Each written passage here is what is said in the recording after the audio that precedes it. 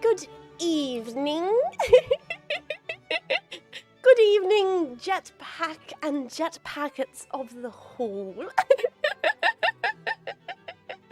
How are you? How are you? Oh God! Oh Lord! Why do my eyes look like that? Oh, hello. Good evening, Lord Geo. Good evening, Lord Max and Lord Juicy and Lord Free and Lord Lactose Milky and Lord Retsadak and then Lord Useless Gecko. And hello there, Lord. Oh, it's King Krusnik. King Krusnik, welcome on in. Welcome. Oh my, it's Lady Vivi. Good evening, Lady Vivi. Welcome, one and all, to the Synapse Gallery. The Synapse Gallery. This evening, lords, ladies, and others, lords alike, and lordettes alike, we will be having an evening of education, of discussion, of culture, of brilliant pieces of verbose creation from across the decades. I'm not going to be able to keep this up. Yes, thank you for shouting out, Lord Nemo. You also can refer to Nemo as Uncle Nemo if you want. Heavens, do we have the pleasure to be guests in the art class of Jets today? Oh, Jets and the gentleman Nemo, of course. Smashing, good time, Pong. Fuzzy, welcome in, welcome. Mr. Blue, Lord Blue. Proximal Scum. Hello, everybody, welcome in. I'm not going to be able to keep this up the entire time. We will be bringing Nemo on just in a second. I thought I would get all my formalities out of the way first. And then we're going to be bringing Nemo on. And I think he's also getting a slice of pizza. Very classy. I hope you're all doing well. And I hope you're very prepared. Oh, thank you for the hydrate, Gio. I hope you're very prepared for a dashing evening of fun together. And I hope you get educated. Do you guys ever actually say crikey? I've never been known to, but I'm sure people up in the Northern Territory might. Or places where there's more crocs. Thank you for the hydrate. Yeah, I've not really actually seen a crocodile in the wild. This is beside the point. This is an unart-based conversation. But yes, let's bring Nemo onto the stream. Nemo got past Synapse security, he got scanned, he got probed, he got prodded, he got pat down, all the works, and he's now here to join all of us in the Synapse Gallery. So please give Nemo a lovely warm welcome. I would check if he is ready and available to jump on the call, the royal telephone.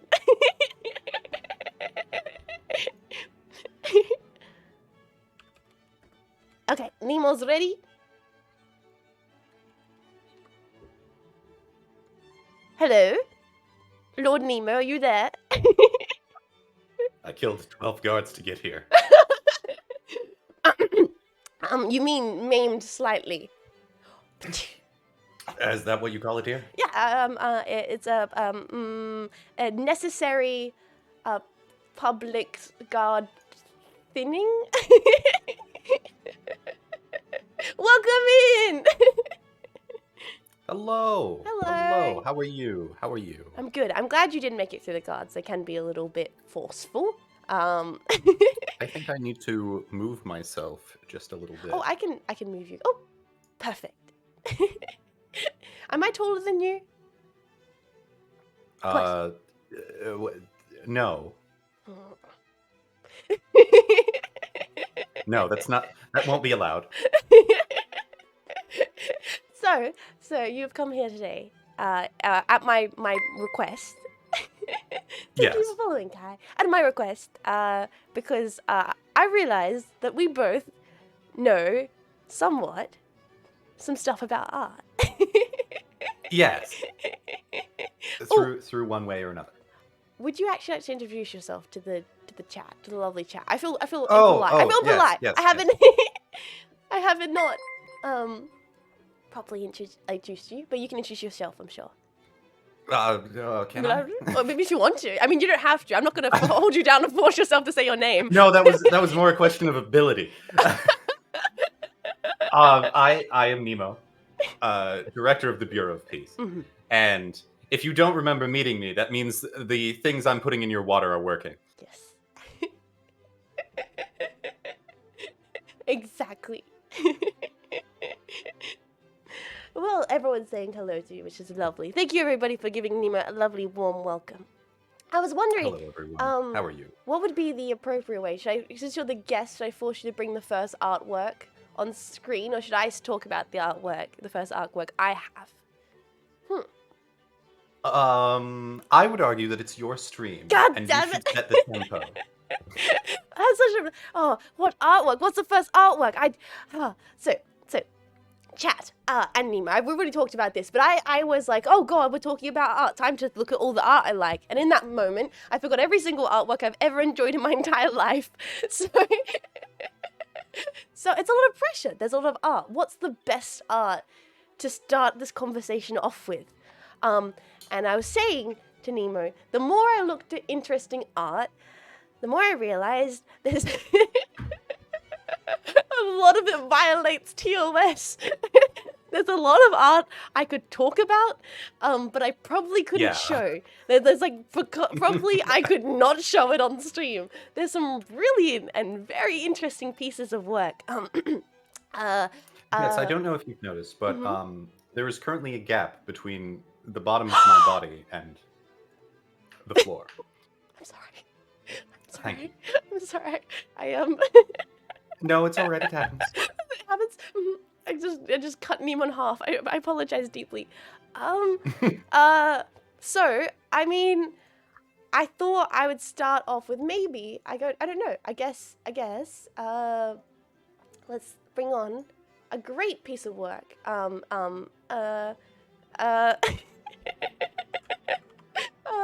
I need to remember the name of this artist. I'm gonna have to Google it so I make sure I pronounce it correctly, because it's got a cool fancy name. I might not pronounce it correctly, but this is for the chat's understanding. Artist shit.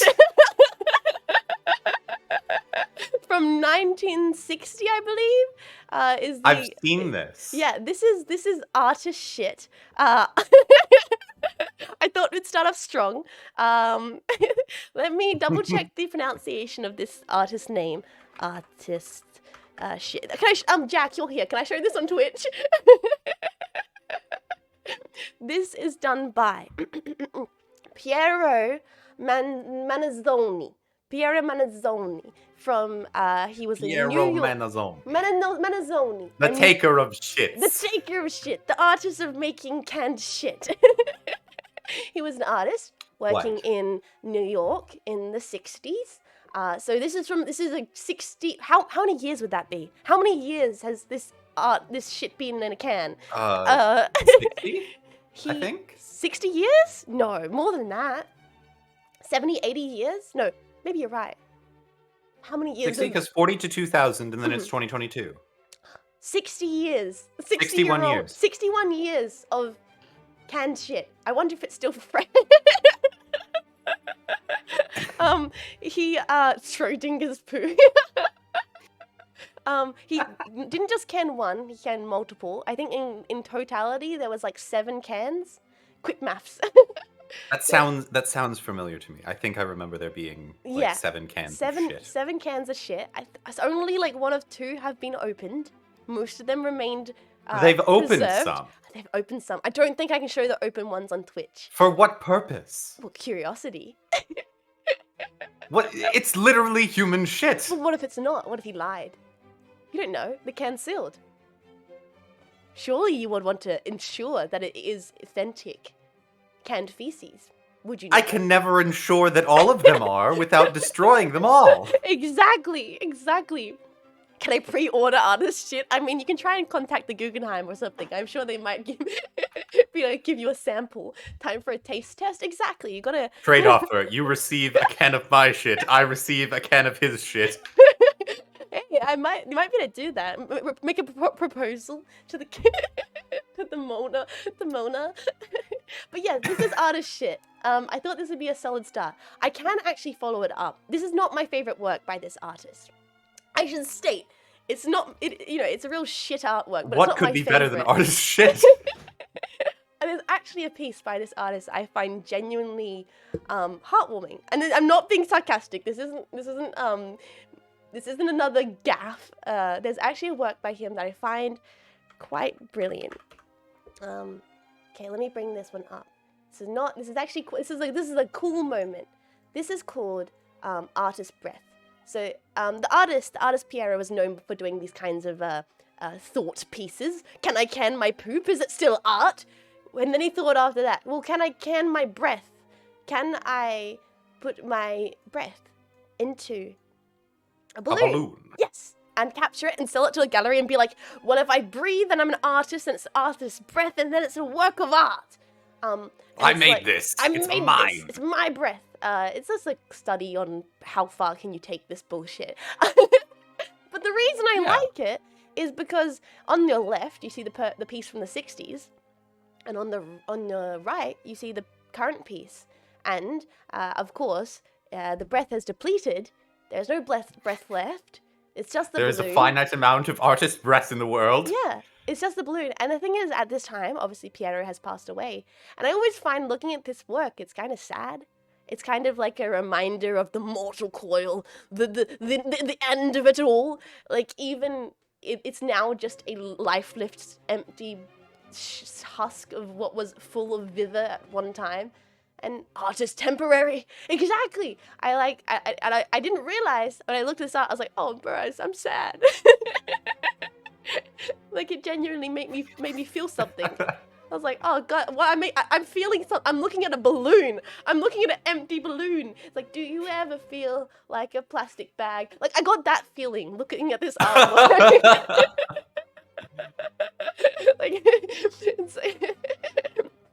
so this is my favorite artwork by Piero. And this is my first presentation. My first artist for all you guys here joining us on this fine evening is Piero Mandazzoni. He did a bunch of other artworks in a similar kind of conceptual way. And if you're interested in early 60s conceptual art, which is, now quite a while ago, but still quite recent, here is a great example of some dude doing some crazy shit. And by crazy shit, I mean literally shitting in a jar. Is Belle Delphine a conceptual master artist? Yes, I love Belle Delphine. She's literally good for her. If she wanted to state that she's a conceptual artist, I'd believe it. Absolutely. Yeah, if she wanted to claim that, and she's allowed to. Have you seen like her YouTube video uploads with the octopus? Yeah. That's a surrealist, baby. She's doing some Dada ballet up in her YouTube channel. The modern resurgence of Dadaism and its implications. Isn't that what like a lot of a master's thesis? Isn't that like a thing that's called like Gen Z Dadaist humor? And it's just like people who make TikToks that don't make any sense. I mean, absolutely. Yeah. Anyway, that is my first artist. I will take... That's your first artist. Yes, I will send the floor. So it's my turn. I'm not sure whether I should one-up you or not. Okay, send me the photo in Discord so I can show it to chat. I think we're going to do like the least impressive. Okay. Of the three that I've picked out. We're going to start slow. Ease them into it. But... no holding back. So my first artist is Alex Schaefer. Alex Schaefer. And let me actually save this image. Do you think that... Wait, someone just said, do you think his poop fermented, becoming the finest alcohol of all time? That sounds awful. But what's the longevity of preservation in tins? Like, tins can preserve stuff for, like, past, like, nuclear meltdowns, right? Is it fresh? I mean, it's not quite as long as you'd think. Oh, really?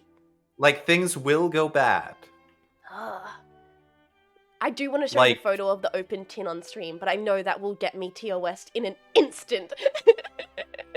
But if you want to Google it, chat, Google artist shit in a can, and there is an image of the can open. It does exist. I think I can say that. That won't get me in trouble, right? No, that's fine. You're not linking to anything. Wait, how Belle Delphine, a gamer girl's bathwater, collaborated into the sinking of capitalism and refuted Karl Marx's theory of value and thesis. Oh my god, yes! I think there is genuine like argument for her being a performance artist. Genuine. I think there's genuine argument for some of Nyana's streams to be considered performance art. Okay. I would say so as well. Let me show this to chat. Okay. You can start talking about it. I'll just pop up on stream. So Alex Schaefer is someone that some of you at home may have seen the work of. Because Alex Schaefer has a habit of going out into the wild in au plein air, painting the destruction of financial institutions in fire. He regularly gets talked to by the FBI for this, and they're like, "Are you doing it? Are you doing it?" Yeah. Do you want to burn these? I think the quote is like, he was once asked, "Do you want to burn down these banks?" And he said, "No, not personally, but if they burn down, I wouldn't complain."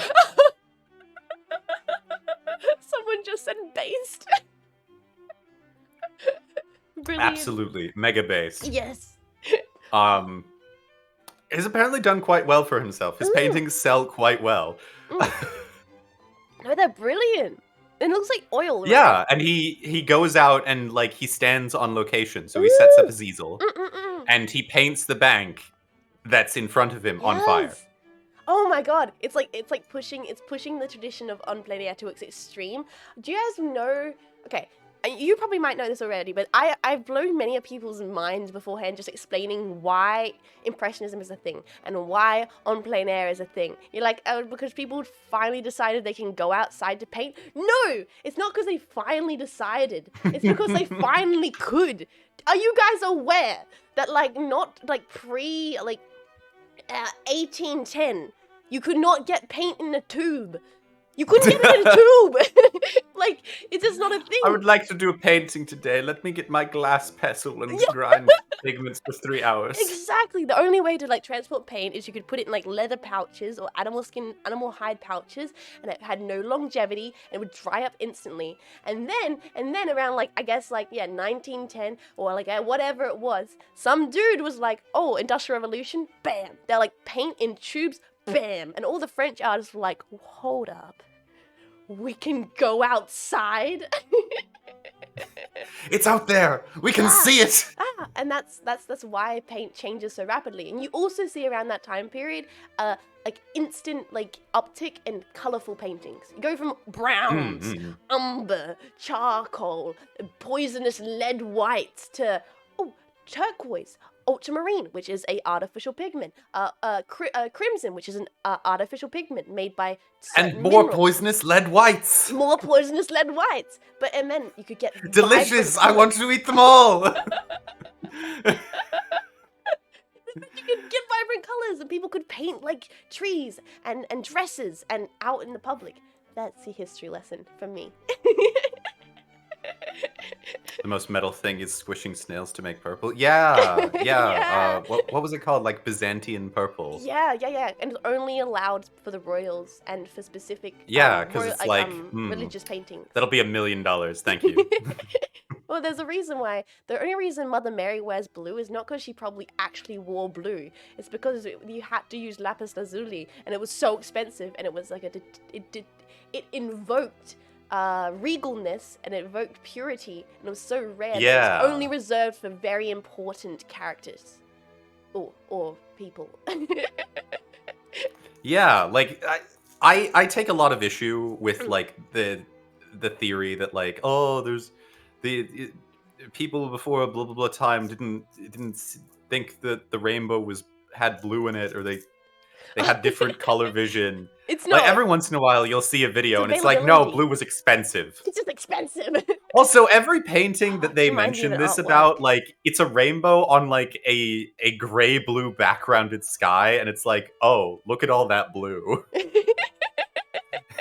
Oh, I'm trying to remember one of my favorite paintings. I'm gonna try and remember the name of it while you keep talking about this artist, because this reminded me of like one of like the best works, the mirror on, oh god, it's like called like the marriage of what's his face, and it has like a mirror in it, and because before mirrors could be flat, they could only be domed, and I need to find it.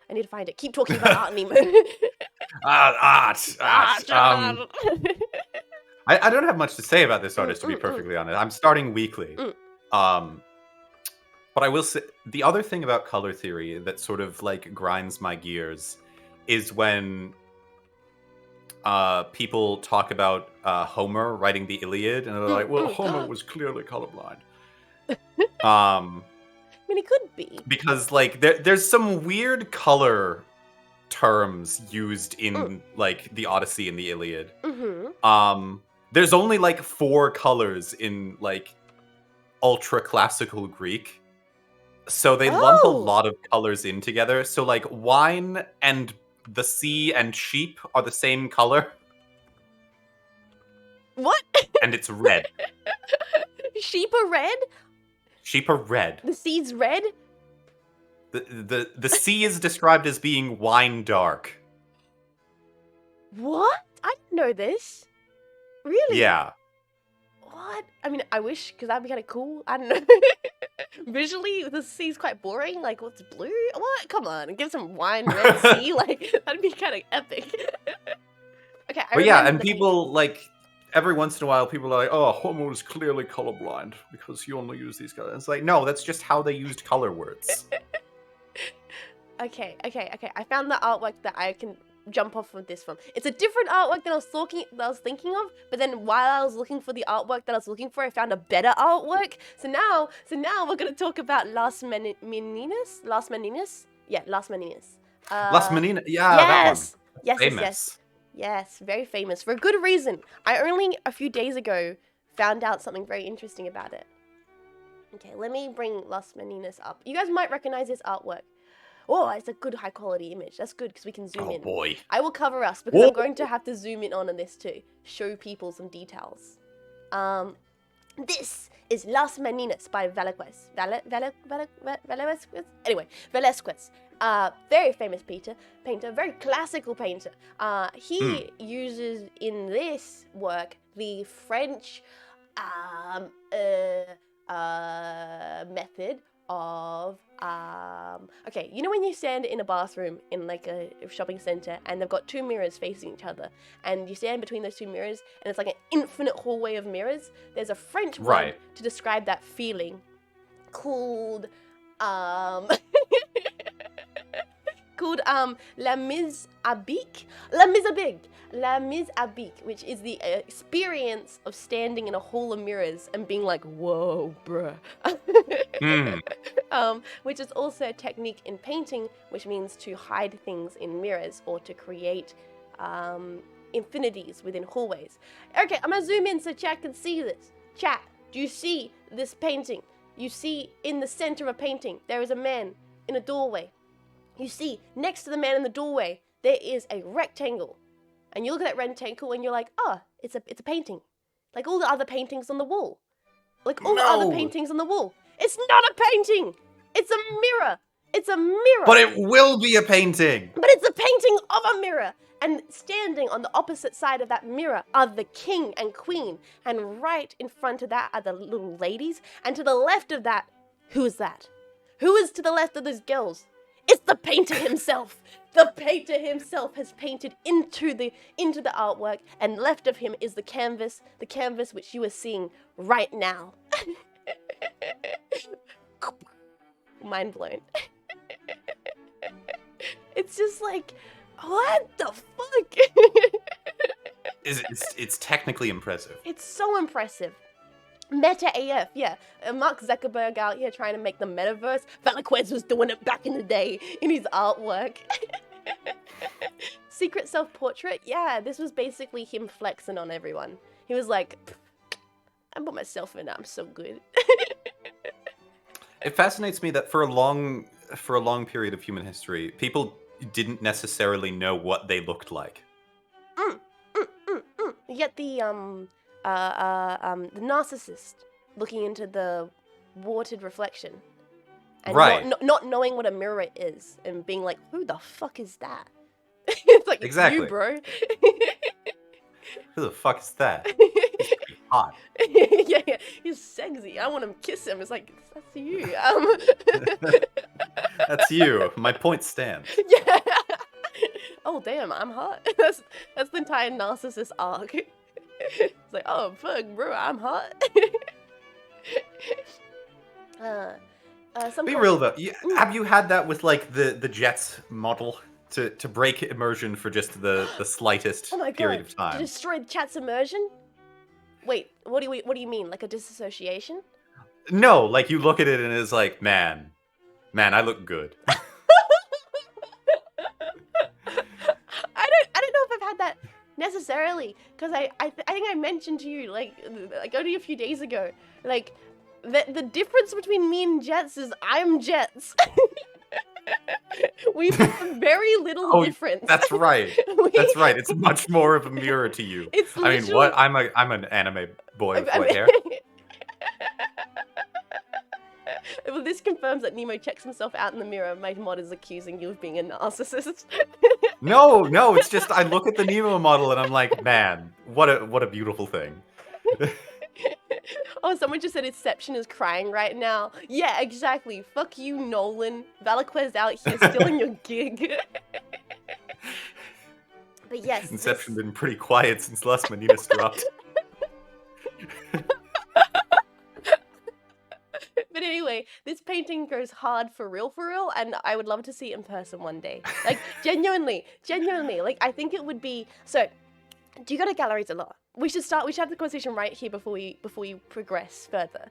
Do you go, when you go to a gallery, how do you perceive the art? Do you have a method of perceiving the art? Because I've got a method. Benchwards. Oh, you sit on benches. Oh, that's a good I find method. the bench and I sit down. Ooh, I respect that. I respect bench art, like art watchers. I am a walk back and forth continuously person. So, so much so that guards do look at me concerned. Like, I have had guards come over to me. I suppose it would depend on how late it is in the day and how my medication is wearing off. Because the later it gets, the more I'll pace. The more I'll pace. But if I'm fresh, if it's been a special trip to the gallery, I will find a bench and I will sit at a distance because I am not an artist. Yeah. So like I experience very little from like getting really close to art. Okay, that's where because I experience the most. I can't like I don't have like the I don't have the vocabulary or the mental faculty to appreciate technique at a close level. See, this is where I go crazy when I go to galleries, and this is why I like going to galleries. Like, I can like showing you guys these artworks digitally, fun. But if you've read yourself some John Berger, you know you've got to go to the gallery because as a person who knows how a painting works, I've been around the bushes. I've done a couple paintings. Getting so close is the craziest shit ever. You get like right up in the painting's grill. Get so close that the gallery guards get very concerned with you. And you see all the little details. It looks like nothing. It looks like smudges. It looks like smears. It doesn't make any sense. You see the brush stroke that was placed down by Valaquez himself. And then you slowly walk back. And as you walk back, slowly you smell the oils. Yeah, you huff it in. All that 1,000 years of glaze that has been coated in like smoke and dust. You inhale it, and then you step back really slowly. And it's like, as you get further and further away, the painting comes into kind of focus as a whole, and then you keep doing that 5 times. Until you fully There's no way that a computer monitor will ever give you the experience of properly experiencing a barnet. Yeah, exactly. So you gotta get... walk backwards and forwards, and then you keep doing that to every artwork until people start thinking you're insane. But yes, someone's got an art question for us. Please ask your art questions. We will be taking questions. Yes.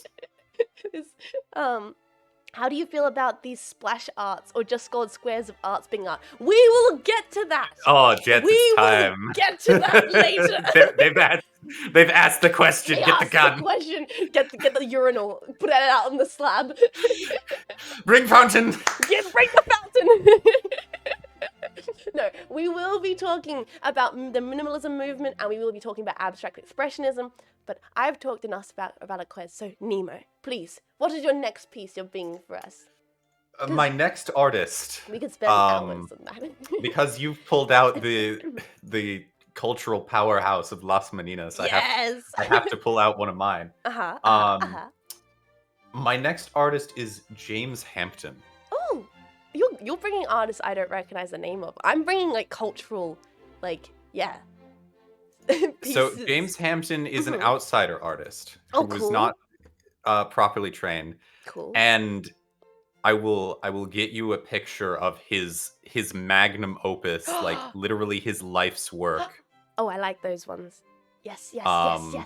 Because it took his entire life to make it. I'm excited. I might see the artwork and recognize it. It is a work of sculpture. Whoa! I've never heard of this artist. Oh my god. Okay. This is brilliant. Let me just save it into that folder. Tell us more while I am dragging it onto stream for everyone to see. So I want to withhold the materia used. Oh, okay. To construct this. So he was basically, I believe he was a janitor. Really? And he made this in his free time. Whoa, chat! Look at this. I'm gonna make it really big so everyone can see it, and then I'll put it on the chat. Yes, it's a fairly high resolution image. Not too, but like you can get in there. And I will read to you the title of this. Wow. This is James Hampton's Throne of the Third Heaven of the Nation's Millennium General Assembly. You gonna say that one 3 times fast for us, Nemo? And now for the kicker. This is built entirely out of detritus. Whoa! Oh, so all of all of the reflective gold material, a majority of that was harvested from his job as a janitor, in that he would sweep up cigarette cartons and rip out the reflective packing material from the inside. No way! Oh, this is awesome. This is all like found stuff. So cool. Like little bits of pencils and pieces of like packaging and cardboard and paper mache. And it's 7 feet tall. Holy like the central throne is 7 feet tall. Wow. And what was this building this in his like garage? Like this is insane. He had like a storage unit. Oh yeah? And he kept it there. That wow. Okay, I will actually need you to give me the name of this artist like properly, because I will look into their work further. This is brilliant. I love stuff like this. There's a lot of pieces which I've seen which are like detritus pieces where people will make mounds of. I can't think of the artist specifically. Oh, we've got to hydrate. So please remember to hydrate. Very, very good. Yes. I can't remember the artist specifically, but they make big mounds of basically garbage, rubbish, and then they will put a spotlight on it. And the way they've formed these mounds of trash will then cast a shadow image of like a beautiful scene, like 2 ladies dancing, or like a tree or whatever. But it just looking at the work, it's a big pile of garbage. I can't remember the artist's name, but I have seen that work before. It's like reminded me of that, where it's something simplistic, but it creates like the illusion of something grand. So there is another part of this artwork. Mm-hmm. There is a companion religious text. What?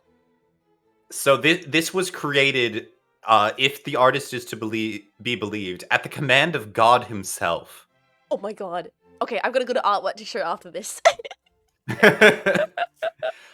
So there is a companion text called St. James, the Book of the Seventh Dispensation. Oh my god. And it is written in a coded text with unknown symbols that has not been deciphered. Not really.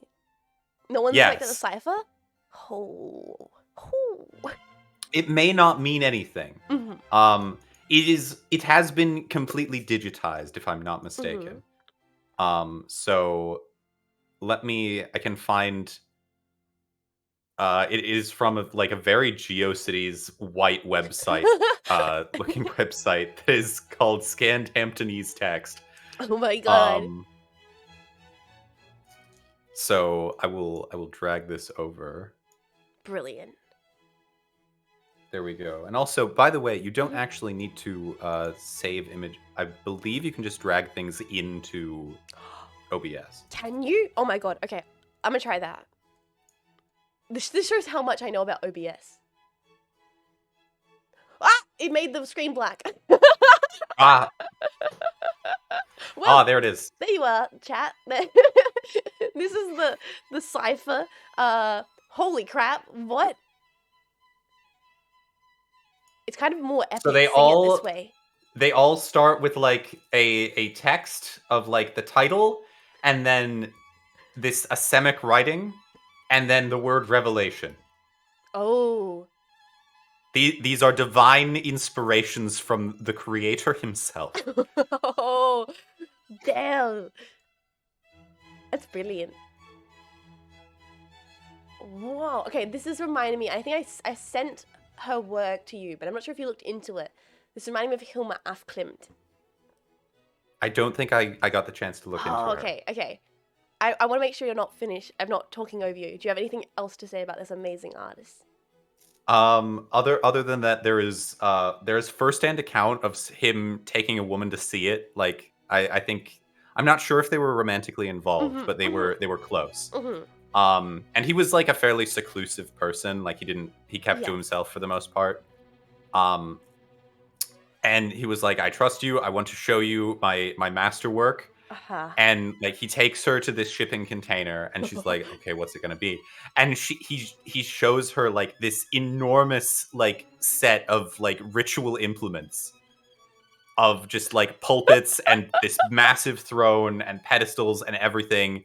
And she was like, even though it was made out of garbage, I felt one of the greatest senses of religious awe I've ever felt in my life. Holy crap. I mean, that makes sense. Like, these are, like, monolithic in scale. My god. Wait, someone said, someone's trying to, ask, is the janitor passed away? Is he still with us? Yeah. Yes, okay. I'm sorry, Rexadak. My man is now making monoliths in heaven. He died a janitor. He died in 1964. 64? Age Whoa! 55. Wow, so he was making this work throughout the 50s. I believe so. He was in the military for a while, and he got discharged, and then he worked as like a janitor, and he did this. Whoa! This was his passion in life. He cooked his brain on cleaner fumes so long that God started talking to him. I mean, yeah, what is in cleaner in the 50s? What are they putting in the cleaner? But yeah, the other thing about this is that it's incredible. Like, it is a nightmare for conservationists because their techniques don't work. Because it's made out of like disposable like paper that's full of acid, like it's non-archival paper and like cigarette cardboard and all of these things that were meant to be thrown away. So moving it is incredibly difficult, and it basically has to be like they have to go through and take all of the pieces that have inevitably fallen off in transport and reattach them, because it's literally held together with like nails, tack, glue, and tape. Oh my god. Sorry, someone just said the woman was Windex. He was just hallucinating. Oh my god. Oh no. That is crazy. This is reminding me of two works of art. This conversation has like made me go, oh, art. First, Hilma af Klimt. And then two, I could diverge and talk about Rothko, because people have the exact same problem with this artist's work with Rothko's work, because dude never explained how he made his work. Ever. Right. He just wouldn't let people know how he did it. And people look at Rothko and go, my baby could do that. I was like, your baby would die. Your baby would fucking die. Like, do you know what chemicals in that painting would kill a child? Exactly. The solvents, the layers and layers of toxic bullshit on his work that we have no idea how he didn't die. exactly. So yeah, that has reminded me of the Rothko piece because one of his works at the Tate Modern in London got graffitied a few years back. Some guy came in, I think, just slashed some like black paint on them, and they're like, "Oh fuck!" They weren't saying "Oh fuck" because the painting got destroyed, and that's bad. But they were like, "Oh fuck, we don't know how to preserve a Rothko," and they spent years. It's similar. It's a similar case with Barnett, who does the big color fields. Yeah. They just like don't know how they did them. It's the same thing with I'm trying to remember her name, female abstract impressionist who would just drop solvents all over raw canvas. And if you know anything about painting, there is a reason why artists prime canvas. It's because it's really easy to deteriorate. If you just put solvent on canvas, the second that comes in contact with the raw canvas, the canvas is started to break down. And her work is from the 50s, and to this day, like, the fibers in the canvas are just falling apart and becoming like lace because she just put raw solvent on it, and they just don't know what to do. They're like, "We love this. This is very important work, but we can't keep it." It's not going to exist forever. Exactly. Anyway, let me bring Hilma af Klimt's work onto the screen. Thank you. I'm looking into this artist in the future. They're great. Okay, Klimt. Okay, chat. You guys ready for some more cult art? This is the work of Hilma af Klimt. Yeah. Oh yeah. Hell yeah. Oh, is this the one you were telling me about where she was like, "My art will not be understood in my time"? Yep. Okay. Yes. So, let me just move this behind us. Brilliant. So this is Hilma af Klimt. I have an excerpt for you guys. Believing that her viewers of her time were not ready for what she had created, Klimt left instructions that her work would be kept secret for at least 20 years. After her death in, get this chat, 1944. She wasn't making the works in 1944. She died, an old lady, in 1944. Which means she was making this in like 1920, 1910, who knows what. It wasn't until, get this, 2013, that the museum first put on their retrospective in Stockholm. What? We have not known about this woman's work since, like, they put it in a chamber in 1944, and it wasn't released until 2013, and she is apparently, according to history, the first ever surrealist painter that has ever existed. We just didn't know she existed. That's incredible. And so she writes, it's like when a dead artist drops a new song on Spotify. It's even more than that. It's like if you were in like Zoom college and you found out that your professor had been dead for like 8 years and these are just recordings. Yeah.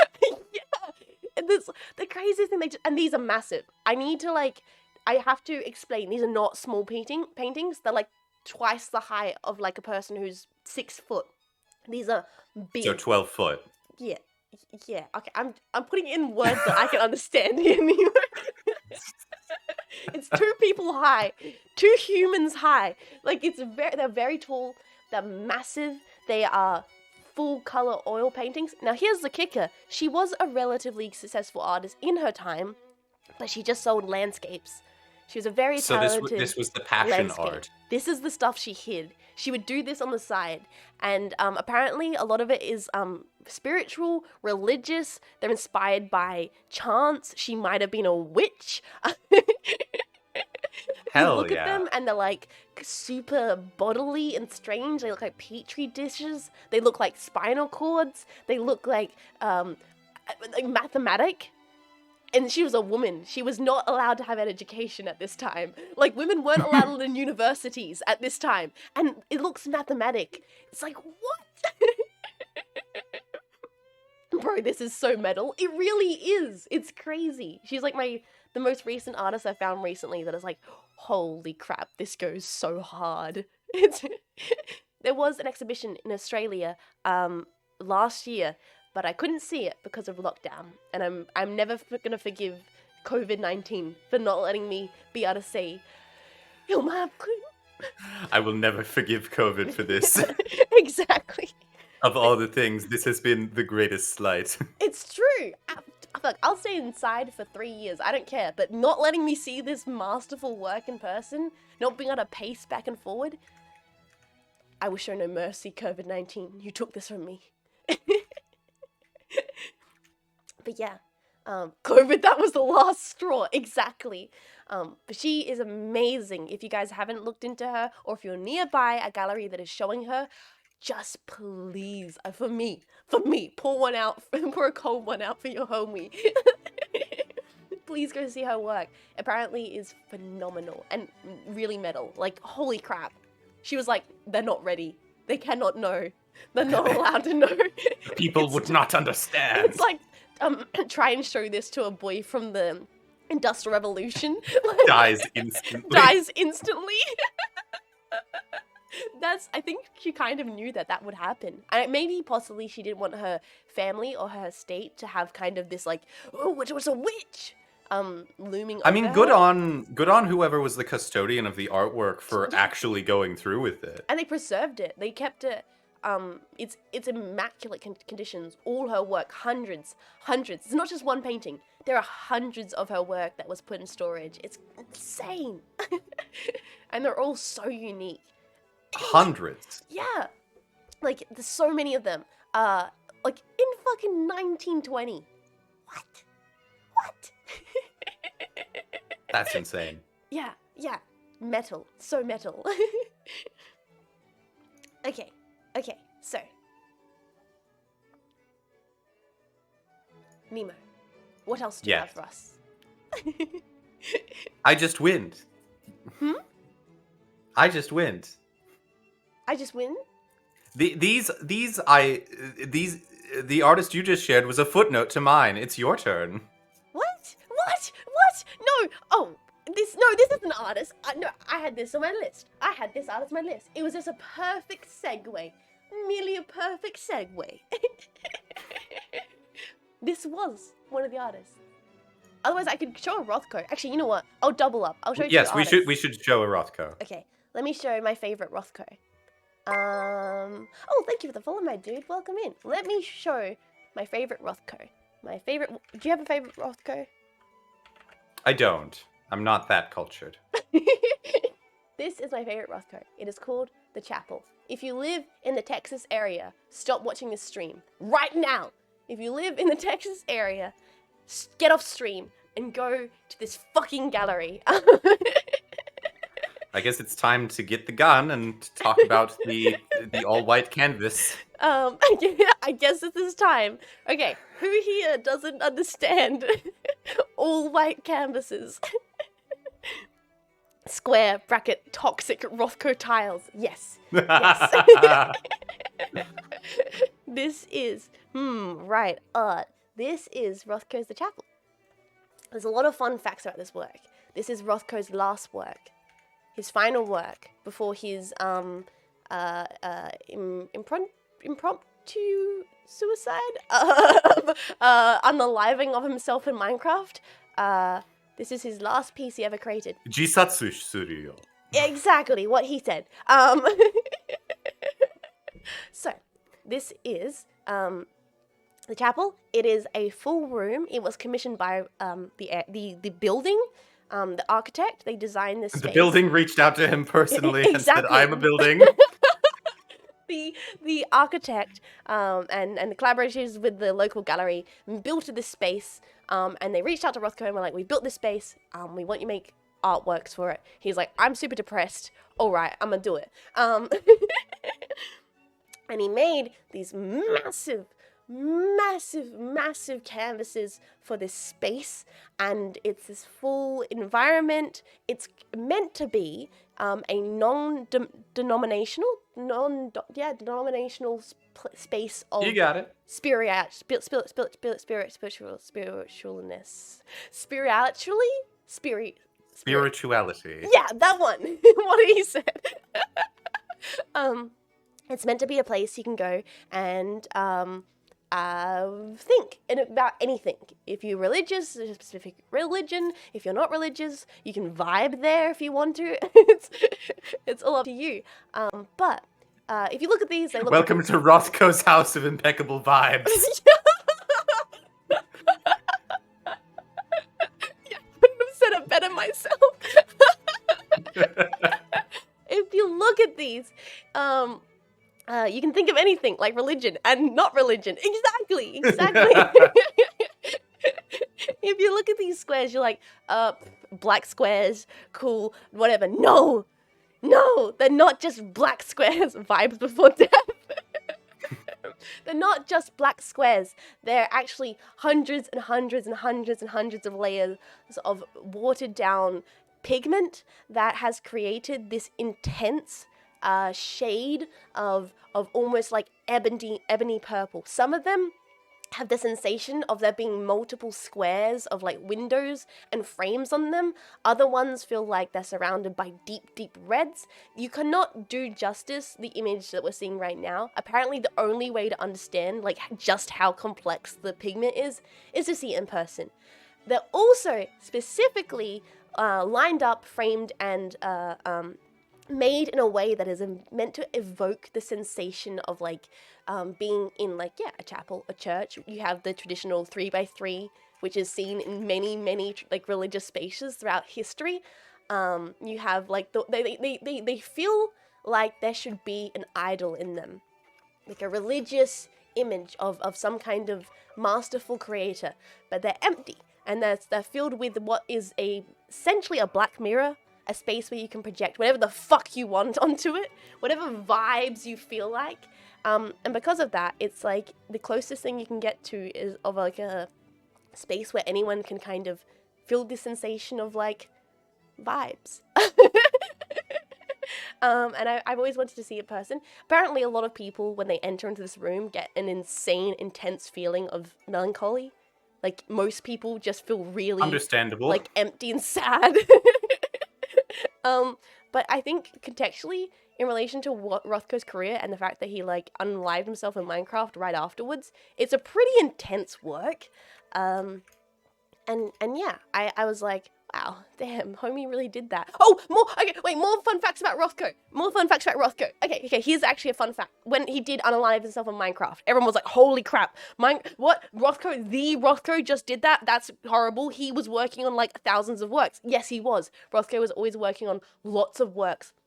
He always had the works on the go. So every single gallery salesman and his dog ran over to Rothko's studio and estate and were like, oh my god, there's all these Rothkos here. We have to sell them before his family get involved. So any galleryist that ever worked with Rothko who had sold his work was like, wanted to get their sticky little fingers in the pie of Rothko stuff. So they just, the second they found out, started like bagging up paintings and sending them sending them out of specifically, I think he was in New York at the time, so sending them out of America, because if they had them outside of America, the estate couldn't claim ownership of them.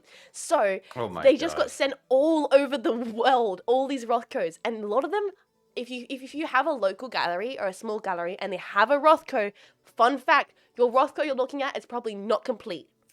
It was probably a cheap Rothko that they got on the sale when they tried to get all the Rothkos out of America. And a lot of them, here's the kicker, are not finished, and they're also hung upside down.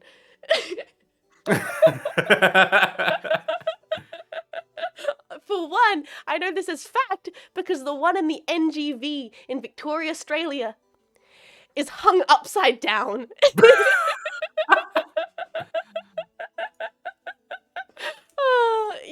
Yep. That reminds me of an artist, so I can.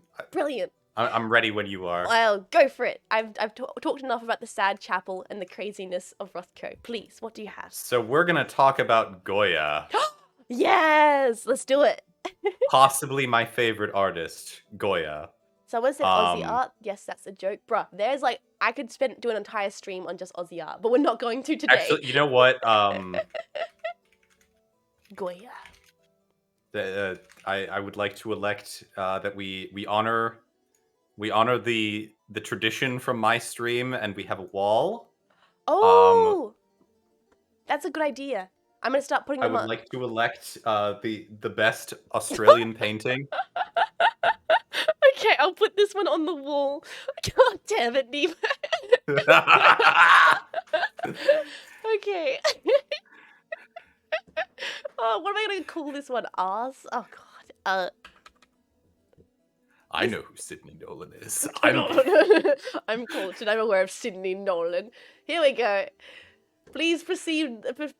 Acknowledge the Sydney Nolan. It's beautiful. Is Basquiat in this class? Basquiat will be on lesson 2. Yes. I think there's so much art. We'll probably have to do this again. Oh, absolutely. There's too much art. Please remove at least 3. So, what is your next piece you'll be telling us about?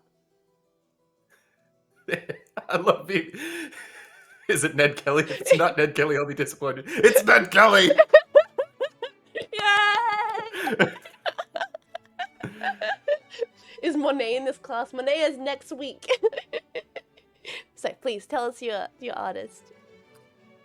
So thinking about Rothko reminded me of I don't know if this is technically like, I'm not sure if this necessarily constitutes traditional art. Let me make sure it I'm could be getting any the art. Doesn't have to be traditional.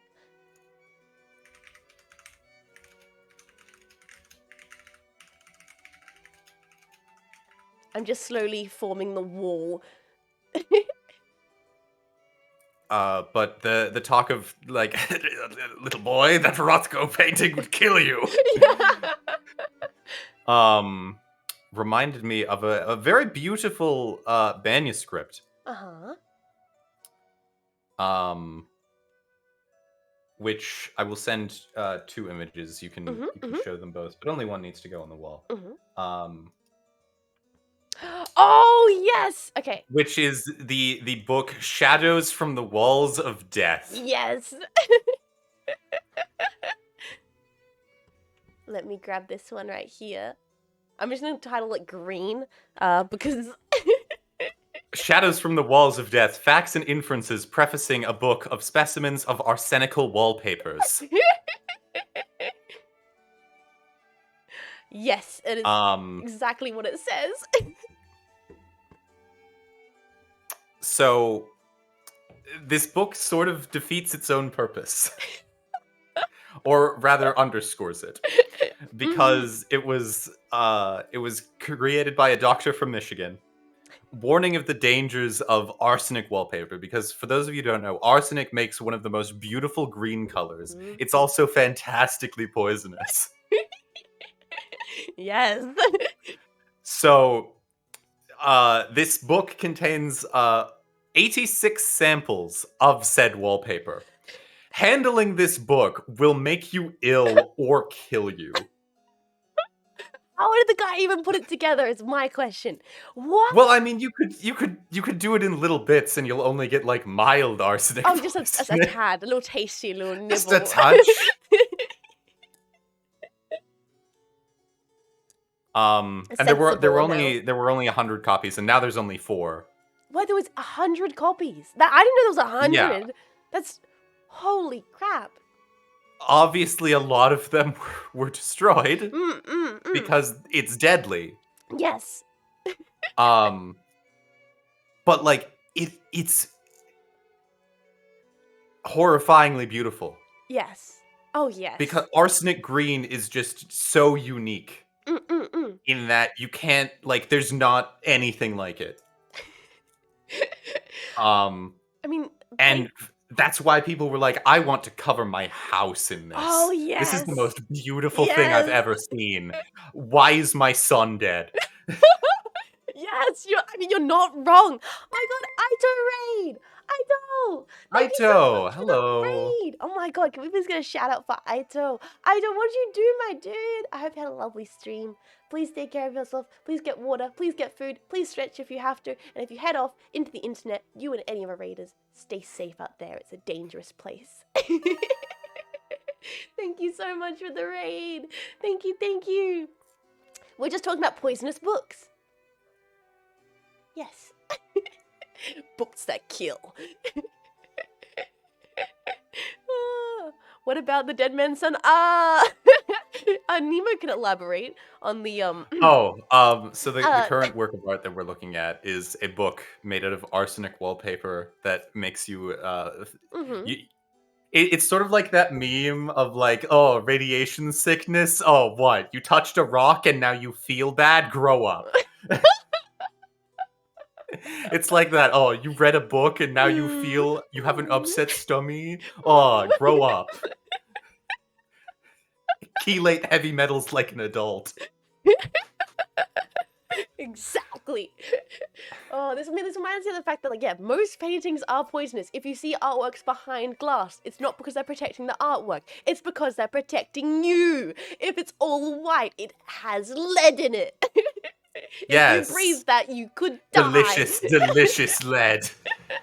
I sent this man right here. Chat, I need you to know this. I sent this man right here a image of the beautiful and the amazing oh my god, what's the name of the paint? My fuck. Cadmium red. Cadmium red. I was like, look at this premium cadmium red. What did you say, Nemo?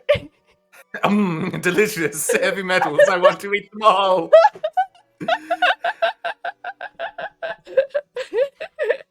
I feel like there has to be like your tag around your neck also says, don't let this man in a radius towards an art store.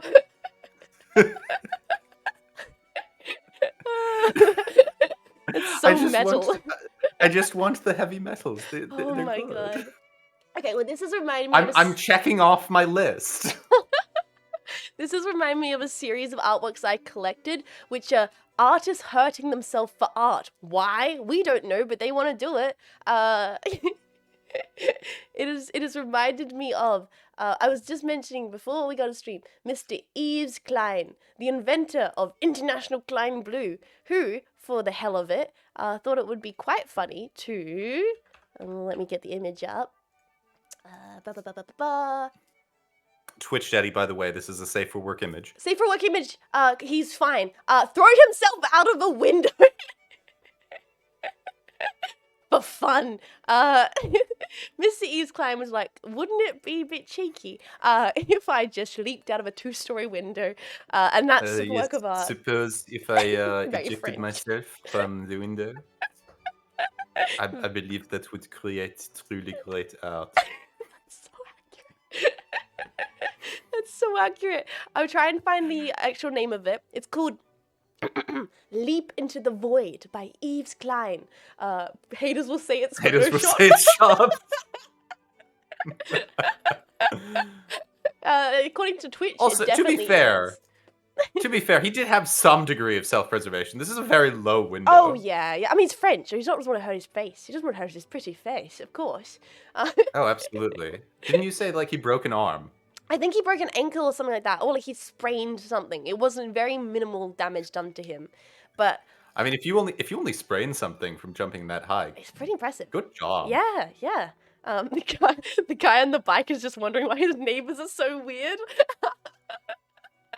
Yes, but Mr. Yves Klein was one of the most French of artists. He invented his own pigment, and then Nemo reminded me, or like said, that he didn't patent it. Anyone can use International Klein Blue. It's a very, very blue. It was his whole thing, was being absolutely captivated by this one shade of blue, like true ultramarine, hurts your eyes kind of blue. Also jumping out windows, apparently. Wait, a certain artist dropped a pencil into an ocean accidentally and almost ended in disaster? Wait, what? Really? I don't know if I know that story. That's interesting, if true.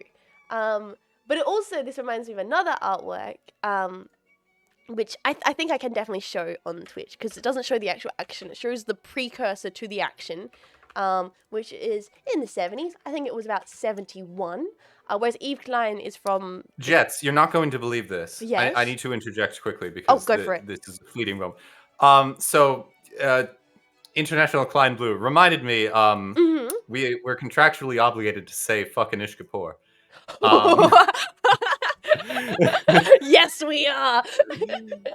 I put Vanta Black in the Google server and I got an internal server error. What? What? Are you It's not allowed to cleared up Google now, but I it? got an error of 500. He stopped you from Googling his color? He tried to stop me from Googling his color. Fuck that guy. But in relation There to... are two types. Oh, sorry. Real quick, Mhm. everyone remember, Mhm. there are two types of people in this world. Mhm. The people who call it the bean because they don't know better, and they are insufferable to Anish Kapoor. And the people who call it the bean because it pisses off Anish Kapoor. Yes! Yes! Farewell, Sir Nemo and Lady Jets. I'm off to an early slumber. Please have lots of fun. Oh, that's so good. Thank you, Krusnik. Rest well. Rest well. Good eve, Before Krusnik. you leave, here is Shoot. In the series of artists hurting themselves because art, funny, let do crazy thing. Can anyone in the chat tell me what this video art piece is about? You introduced this in a similar way to a guitar bro at a party saying, "Anyway, here's Wonderwall." Yeah. It's kind of what this artwork feels like. I'm gonna be honest. It's just some dudes in that art studio in the 70s get access to a video camera, early video technology, and he's like, "Oh, bro, wouldn't it be like crazy if you like probably in New York, probably in fucking New York, wouldn't it be like crazy if you like shot me in the arm and we videoed it?" And that's what they did. And apparently it hurt a lot, and the artist who got shot regretted it.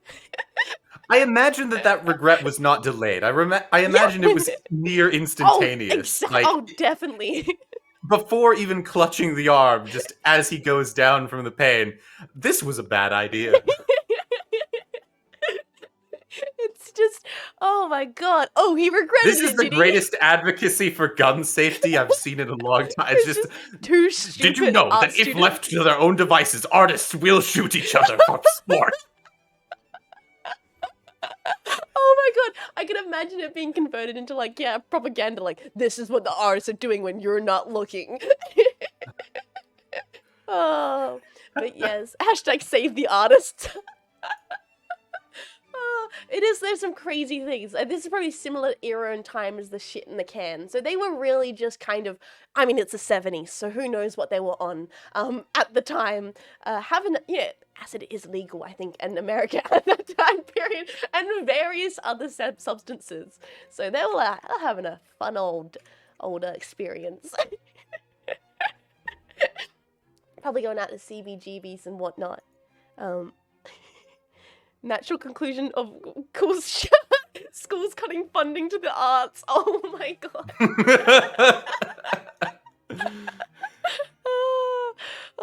Do you have anything else for us, Nemo? Sorry, I've had a tangent on artists doing ridiculous acts for a laugh. I'm trying to think of something I could connect to this. Oh yeah, we are tangenting around. Can we show I can't help myself on stream? Is that allowed? I mean, should we get into the part of the stream where we just type the name of the artwork and we make chat look it up themselves because we can't show it?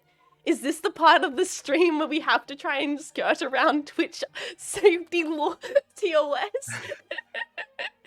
Because there is a lot of pieces that I've found that I'm like, I don't think I can show that on stream. We had a conversation. We're like, can we show Andy Warhol's blowjob on stream? I mean, you don't see the act. You just see the experience. Technically, could we show that the video? The platonic ideal of a blowjob, yeah, if you will. It's the suggestion. You're very aware of what's happening in the video, but you don't see any of it.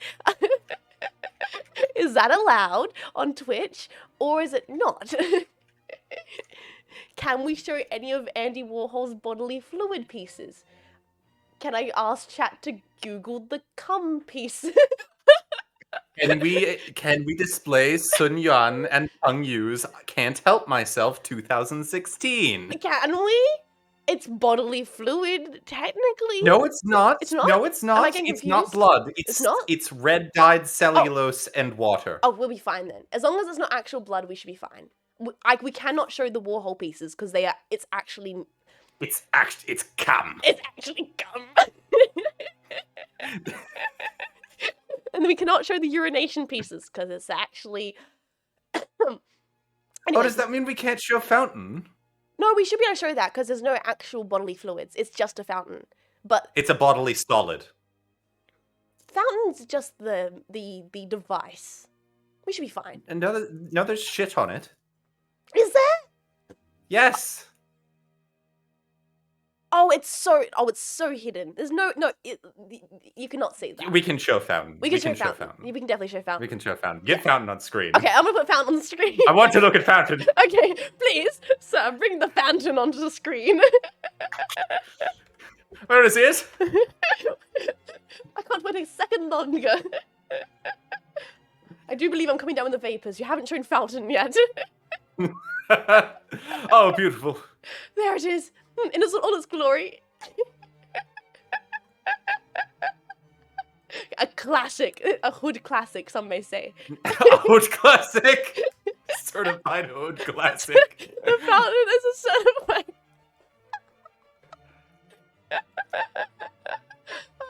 Do you want to yell about the fountain or should I yell about the fountain?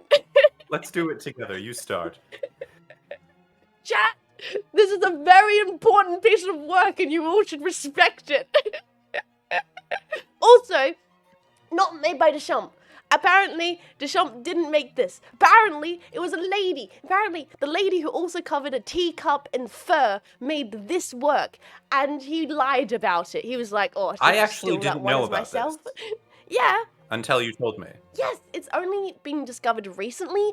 Like, they found a bunch of letters which Deschamps sent to friends. And in one of the letters, he alluded to, or basically directly stated, but we can't directly claim it because it's all subjective and blah, blah, blah, that the fountain might have actually been either an idea or created directly by a female artist friend of his. And we don't know if he was being gracious by being like, I'll claim it's mine because people aren't be respecting women at the time, so you get your artwork into this famous gallery, or he was like being cheeky and was like, I'm gonna steal this because you're a woman and you won't get any credit for it and now it's mine. We don't know. We can't say. If you fight me, I'll have you institutionalized. She's got the lady crazy. Put her away. I'll have you yellow wallpapered. Exactly. But yeah, we don't know exactly. It's now become very recently contentious about who is the creator of this work. But nonetheless, chat, would you believe it? It's fucking based. And that's not just because it's like a basin of some sort. It's very important. Because the story of, like, a lot of people don't realize that people who are criticizing Fountain are criticizing the thing that Fountain is criticizing. Because Fountain was partially a joke. Yes, it's not meant to be serious. In that there was an art gallery and they said, okay, if you pay the entry fee, we will display your art. It doesn't matter what it is. Yep. And they said, okay, here's a urinal. I signed it. I signed it. Fuck you. And the gallery this is the Diogenes going to Plato and saying, behold, artwork. And as you can see on the artwork, it's 1917. Like, so many times people like to have the discussion in the day of our Lord, 2022. In 2022, we'll be like, oh, them painting white squares and putting weird things in the galleries. Bruh, this was 1917. We've had this conversation years ago. Like, it's not groundbreaking to be upset about weird things in galleries. You're very, very, very behind the times. You're in fact embarrassingly... The galleries have already been weird for decades. You're embarrassingly not aware. It's like, I don't blame you, but it's just like, whoa. This is an old work. Oh. So I have found a safe for work way that we will not have to dangerously skirt the line. Okay. To demonstrate I can't help myself. Okay. What's away? It is an image produced by the Guggenheim, Oh, did they make the color of it different? I'm gonna put the displaying urinal the right mechanism here. of action. I'm gonna put the urinal right in the center so people know its significance. Oh, also, by the way, I hate Deschamps. I should say that. I should say that very clearly. Despite very much acknowledging the significance and importance of the urinal, and that it was a fun little joke, a little prank, a little April Fool's gaff, if you will. I do hate Deschamps because he was an egomaniac asshole, and there is numerous accounts of him just being a jerk. And despite the fact that his art is like cool and interesting, the dude himself is fucking lame. He's just like the rudest ass and was like mean to all of his friends. And fuck that guy. Also, free reign. Fountain is immune from that argument as well, as it does not exist anymore. It was destroyed during the invasion of France. It does not exist. No one bought it for money. He wasn't meant to be No one bought it for money. It expensive. sat around and then it just got chilled. bombed into smithereens. Yeah, exactly. And should we have the We only have pictures now. Should we have the why the Mona Lisa is important conversation? Because it's not because Should we have the conversation that the Mona Lisa is smaller than you think it is? Yeah. I don't care how big you think it is, it's smaller. You guys want to know why? It is an absurdly tiny painting. The Mona Lisa isn't fancy or good or follows you around the room, and yeah, Da Vinci was cool or whatever, but the only reason you know the Mona Lisa exists is because it was stolen. It was stolen. And everyone, only knows a lover when you let him go. Only knows a road when you're missing home. Like, the only reason... And then everyone did the thing where they were like, who painted the Mona Lisa? Yeah. Da Vinci. For years, Mona Lisa was just chilling on a wall, vibing with all the other paintings. Very normal, very casual, not significant. And some dude, I think janitor or something like that, I'll be having this. Walked in, took it off the wall, put it under his coat, and left. And the thing was, the Mona Lisa was so insignificant, so no one cared about it, that there was no images of it, there were no illustrations of it. People didn't know what it looked like, because no one cared enough to record it. So what you had in the Louvre was, or the Louvre, or whatever the fuck you call it, was an empty spot where a painting should be, and it was such a spectacle. What does it look like? People were Where coming is it to gone? see the empty position and being like, oh, that's where the painting that was gone was. And when they finally found it, the guy just gave it back. Was like, okay, this is getting too much. I didn't realize people would care this much about this artwork. I just wanted to hang it over my fireplace. Gave it back, got some money for it, and everyone was like, oh, this is the amazing artwork we've all been caring about. She's so gorgeous. And She's beautiful, and she's a lot smaller than I thought she was. Yeah, and the press made such a whole spectacle about it that now she's very, very famous. But once upon a time, for many, many years, she hung on that wall and no one cared about her. The Mona. So the Mona Lisa is... because I live in America, unfortunately, it's given me the English measurements. It is 2.5 feet by 1 foot 9 inches. I don't know feet, but I'm imagining that's quite small. Well, it fit under somebody's coat. Yeah, easily. I think that's the only reason it was taken, because it was so small. The guy was like looking at the artworks, like, I could probably take that one. It's so tiny, no one will notice. 77 centimeters by 53 centimeters. Oh, shoot, that is really small. It's not even like a meter ruler. It's so small. Yeah. Everyone thinks it's like a regular portrait-sized painting. It's not. Cereal box it's size. Really tiny. Yeah. They have to hang it really high on the wall so that the people in the back can actually see it. Yes. It's like, as it's got on and as it's got more popular and they had to put glass around it, it's just like, it's become more and more desirable because they keep giving it more and more value than it actually needs. It's also become more and more unpleasant to see. Yes. Let me find a picture. Oh, please, that would be a good one to show. But this also reminds me, there was a Picasso that was stolen from the NGV in Melbourne. That's a really interesting story. It's back there now, but it was stolen by art students. Back in, I think it was in the 80s in Australia, a bunch of art students snuck into the National Gallery of Victoria and stole a Picasso off the wall.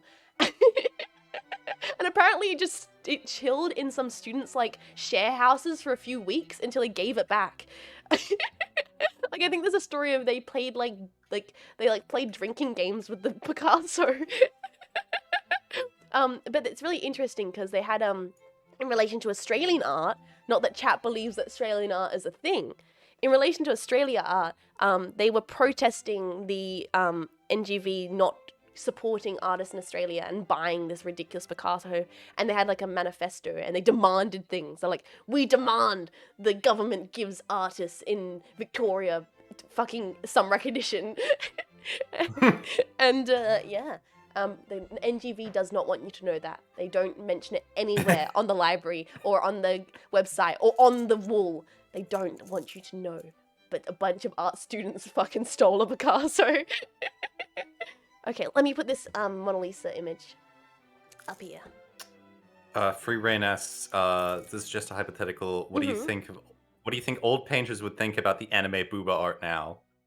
It depends on the painter. I think Warhol would think it's bussin'. Warhol would love Warhol anime. would love it. Oh, this is a perfect segue. We can talk about Warhol.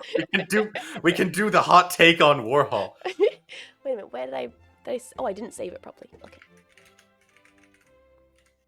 Warhol would love Ike Man. Warhol would love. Oh, absolutely. Warhol would love Ike Man. Warhol would be a yaoi evangelist. Oh my god, he would. Okay. There we go. Here's the Mona. This is to show how unfortunate it would be if you went to tragically go see the Mona Lisa. There's so many other cool artworks in the Louvre than this sad lady. Also, I will say that this is a story, like the story of how the Mona Lisa became popular, is surprisingly common with French icons.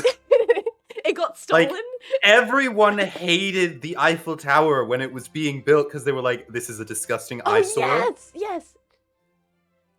And they were going to take it down afterwards, and then, like, everybody was like, maybe it's not so bad. Because everyone else wanted to come see it, and they were like, wow, big tower. Same with, like, Notre Dame.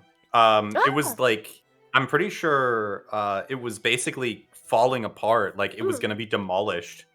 And then, was it Jules Verne who wrote The Hunchback of Notre Dame? I don't think it was Jules Verne. No, it was the other one. Hunchback.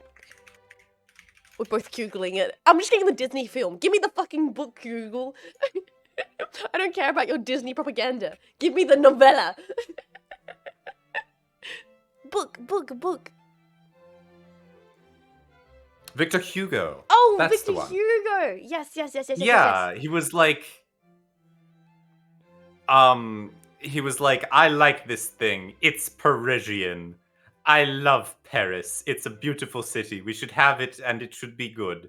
And so he wrote the book, and he was like, yes, that worked. Someone just said the and then everyone in France was like, "Oh shit, we better fix the church. We're gonna look after this thing." Someone just said the Mona Lisa's fame is like why Fleur Elise became famous. It was literally a small-scale piece found in a mess of papers of one of his students 40 years after Beethoven died. Like, no one cared about it, but they're like, it's a Beethoven. A new Beethoven! Funnily enough, this is actually an even better segue into my opinion of right. So my mother has lived in France for a month. She was like a nanny, and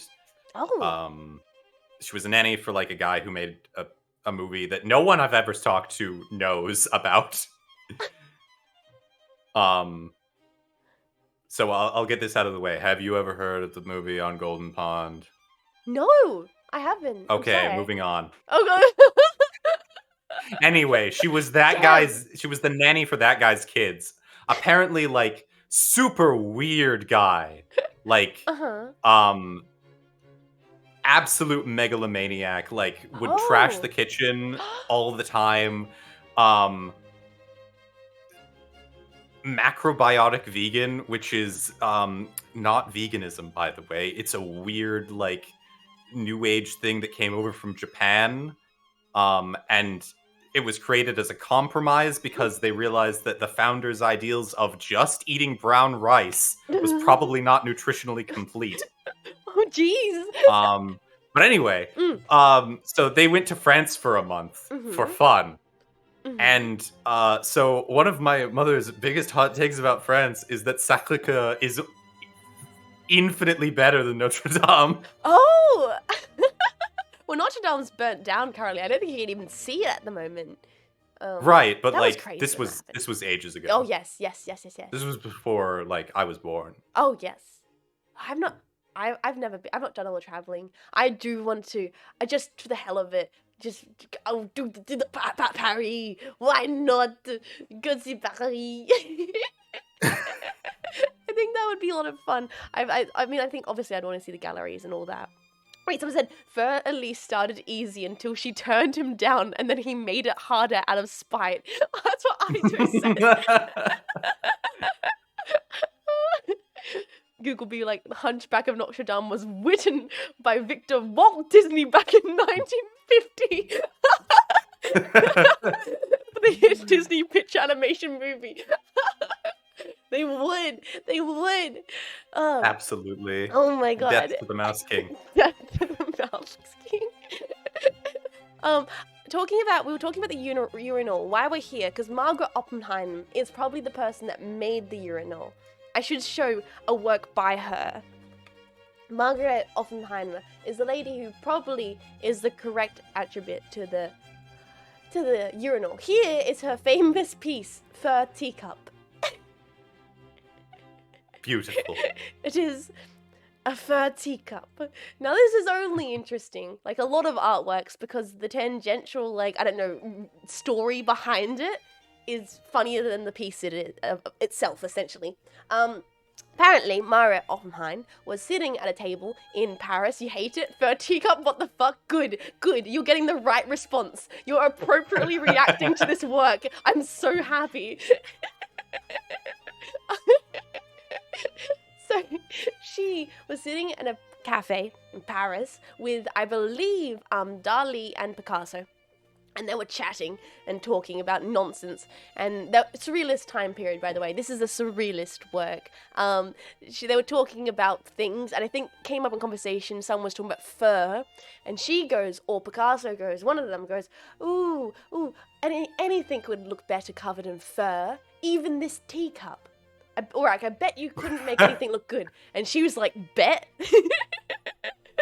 Bet I can cover a teacup in fur, and so she did. And now we have. Imagine her like teacup. storming into a gallery, clutching this in her hands, going to like the curator. Look at this! That's terribly ugly. Thank you. It's the spite Picasso. And the teacup is a fairy. Yes, I think fairies would appreciate this work right here. But this is our historic justice to Margaret Oppenheimer. Her intention to make you uncomfortable and to just make something to spite Picasso. And we also all appreciate her for that. But please, Nemo, what else do you have for us? I'm sure you've got some. We're gonna talk about falling water. Ooh. Oh wait, when we gonna talk about I Can't Help Myself? Oh yes, we can do that first. We Yes. can do that first. I just remembered.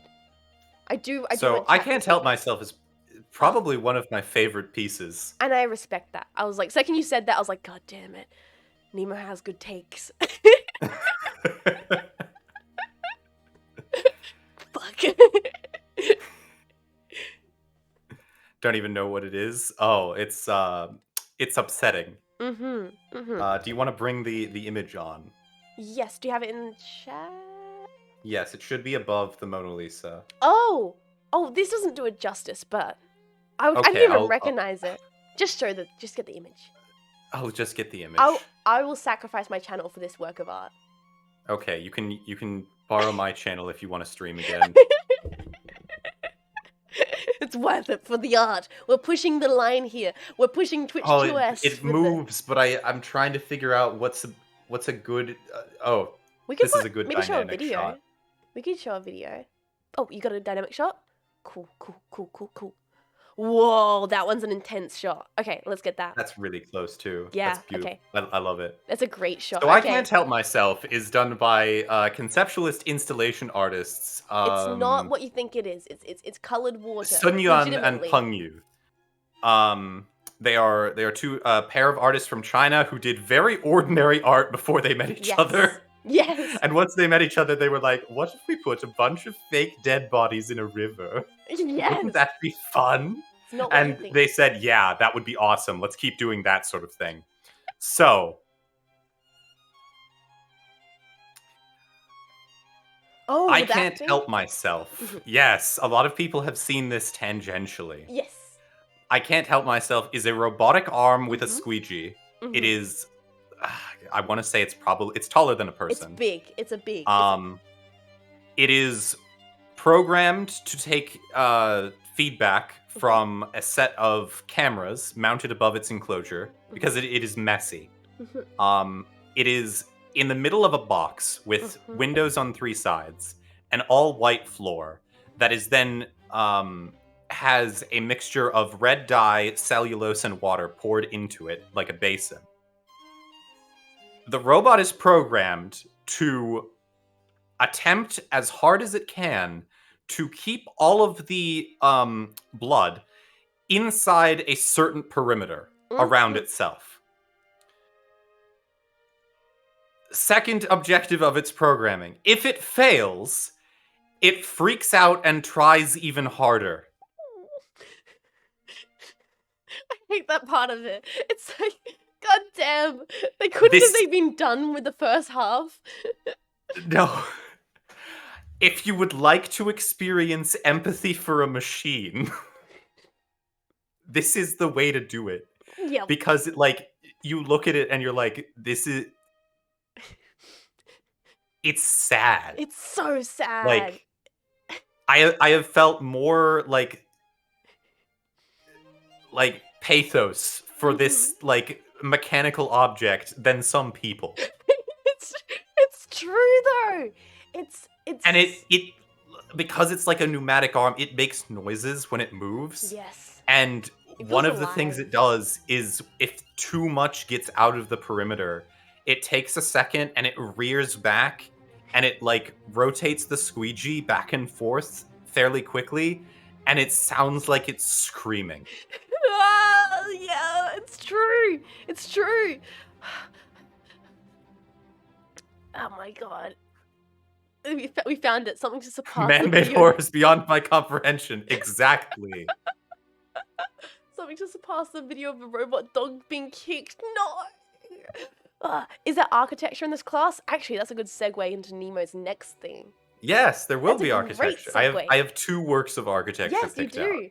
I feel like I could segue something that would segue into architecture, some artworks that haven't had a good segue, because I want to talk about the Bauhaus. Of course, I want to talk Cheers! I actually love cheers! Oh my god, I actually just said get in the squeegee, Shinji. Have you watched any of Spy Family? No. Oh, you'd love it, because all the Bauhaus chairs are in it. No, what? There's an anime with Bauhaus chairs? It takes place in like fictional like Berlin, and all of the apartments are furnished with like Bauhaus and Danish mid-century modern furniture. I'm gonna go feral, like just like go. And it's like, damn, this may take place in like a fascist police state, but boy are they stylish. I feel like I react the same way to like Bauhaus chairs that people do to anime boys. I'd be like, arf, arf, arf. Like, bark. Look at this chair. It's made of wicker and 1 bent pipe. I'm feral. Yes. What is that chair called? I always forget like the name of it. That's not the Wolseley chair. The Wolseley chair is my favorite, which is like the deluxe. It's the deluxe version of the iconic Bauhaus chair. I think modernly it's just known as the Bauhaus chair.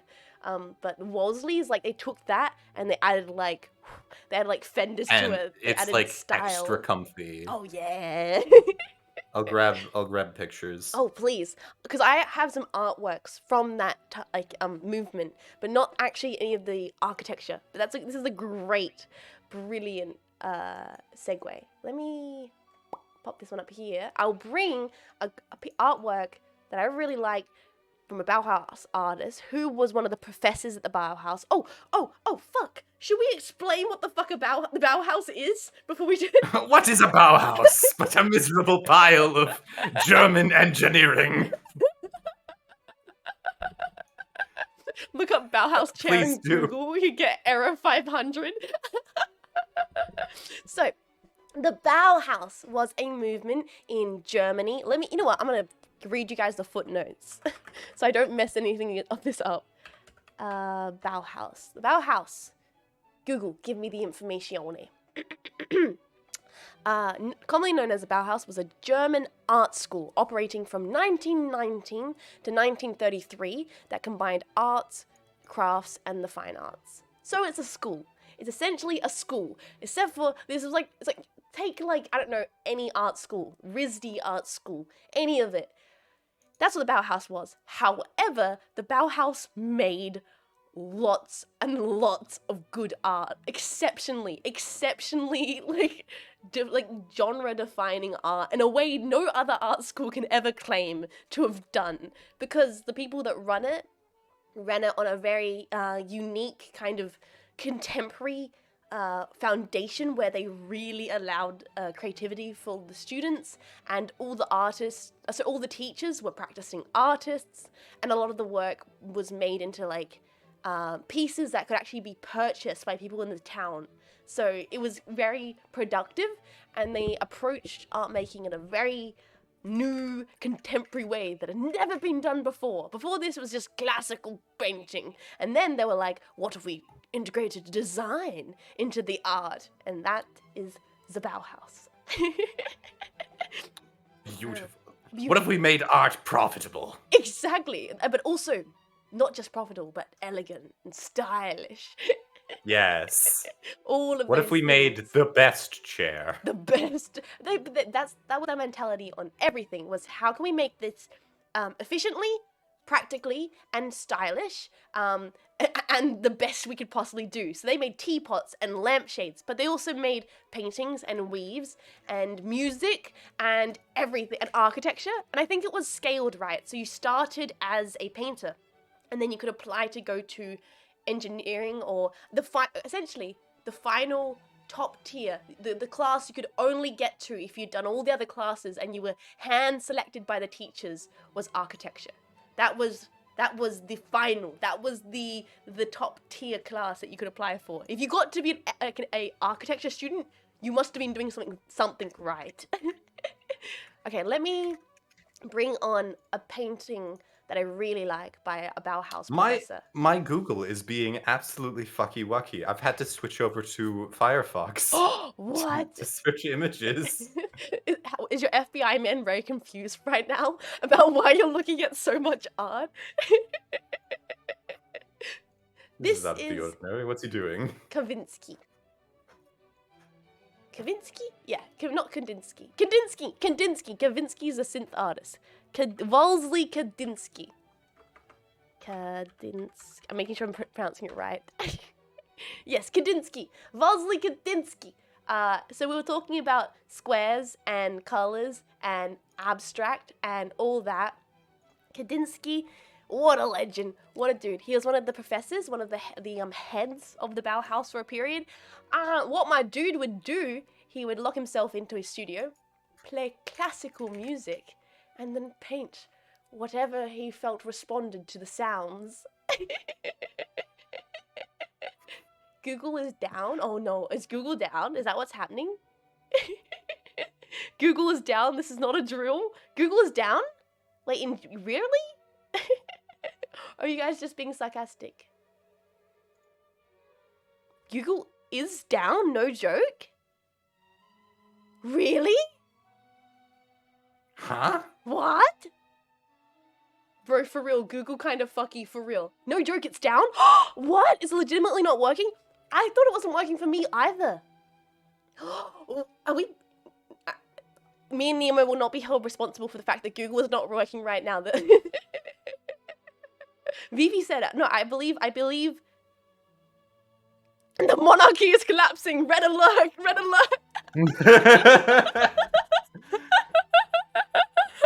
Oh my god, that's crazy. Okay, looks like it's back up for some people. This is for next week. But Google was Viva la Revolution.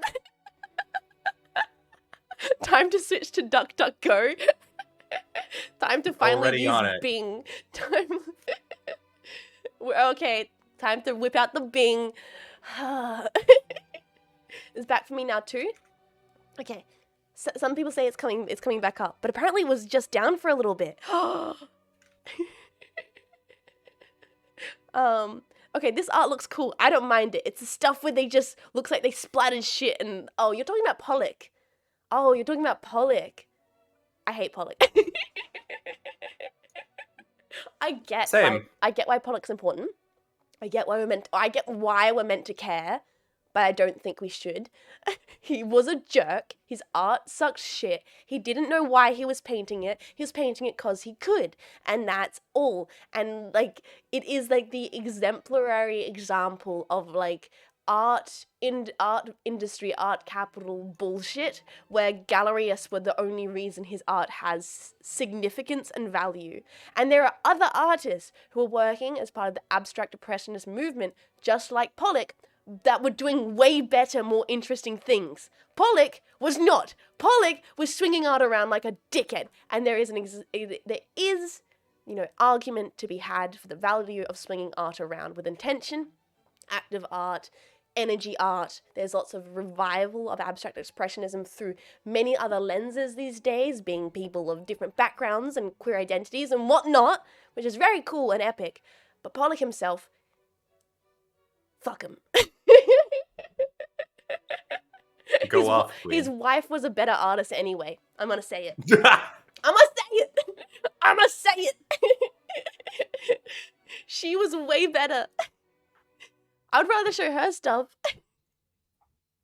And she's only known as Pollock's wife. I'm like, oh, damn, she was a talented artist though. I have sent the chair. Oh, brilliant. But anyway, this is Kandinsky. He's cool. He would just get into a room, listen to orchestra. Lee Krasner. Oh, Lee Krasner. Now, her work goes hard. So that's Jackson Pollock's wife. And she makes really cool abstract expressionism that's genuinely beautiful and captivating and interesting and dynamic. Pollock was a jerk. Yes. Okay, I'll put the chairs in. But I just wanted to do a appreciate Kandinsky because I really like his stuff. It's just wacky. And I like the fact that he just made it based on how the music sounded. I think that's really cool. How does that make you feel? Like this? Yeah, exactly. It's just like the ultimate, I don't know. I'm just having fun in my studio listening to some jazz. Like you would listen to a lot of experimental jazz and just do some painting. And I like that. I like that part of it. Oh my god, we're getting so many art on the wall of art. Okay, let me save this chair. Do you have any Bauhaus artworks that you specifically like? I think that the chair is like one of the most important works of Bauhaus design. I will let you talk about the chair then. I think I've rambled. I will talk about the chair. I think I've rambled over you a little bit. I'm sorry. No, you're fine. I enjoyed that. So apologies. Someone mentioned Pollock. I had to go off. Here is the Bauhaus chair. Please, Nemo, take the floor. So this is the Thonet. I think how is it pronounced? Yeah, the Thonet S64 chair. And this was sort of the response to one of the designer. I forget his name, and I'm terrible for that. But one of the designers at the Bauhaus was like, "This is all nice, but like we're charging like $300 for a kettle." So like before this chair, like Bauhaus stuff was they had not lived up to like the it wasn't profitable because everything they made was not for like ordinary people. It was too expensive. So this guy was like, what if we made a chair? And he came up with this idea to use one piece of bent tubing and like chromed tubing is very inexpensive. You can Mhm. buy it in like huge amounts for relatively low amounts of money. So he realized if I put bends in a single tube in this certain way, I can make a perfectly freestanding chair Yeah. that supports the weight of a person comfortably. Yeah. And then he did, and it was a massive success. It was never patented, so a lot of people copied it. And arguably, the Bauhaus would have been okay with that because they were sort of into the idea of art Mhm. being like a Yes. public good. On the fact of public good and arts and stuff, the only other successful area from the Bauhaus was the Weavers, which was predominantly run by women. And a lot of the clothes you wear today would not be possible if it wasn't for the Bauhaus Weavers. They essentially Yes. made 90% of weaves that they invented. They invented the way fabric can be combined together in different flows and wefts that are structurally like strong or weak or lace-like, and they made like synthetic fabrics that would never been invented before. Thank you for following. We're talking about the Bauhaus. And they were like selling these like they're not patents, but these like instructions to fabric shops, and they were making fabrics, and they were immensely successful. The only reason the Bauhaus kept running for many years was because of the weavers, the department that got paid less than all other departments because it was mainly women that worked there. But I digress. A woman I making money?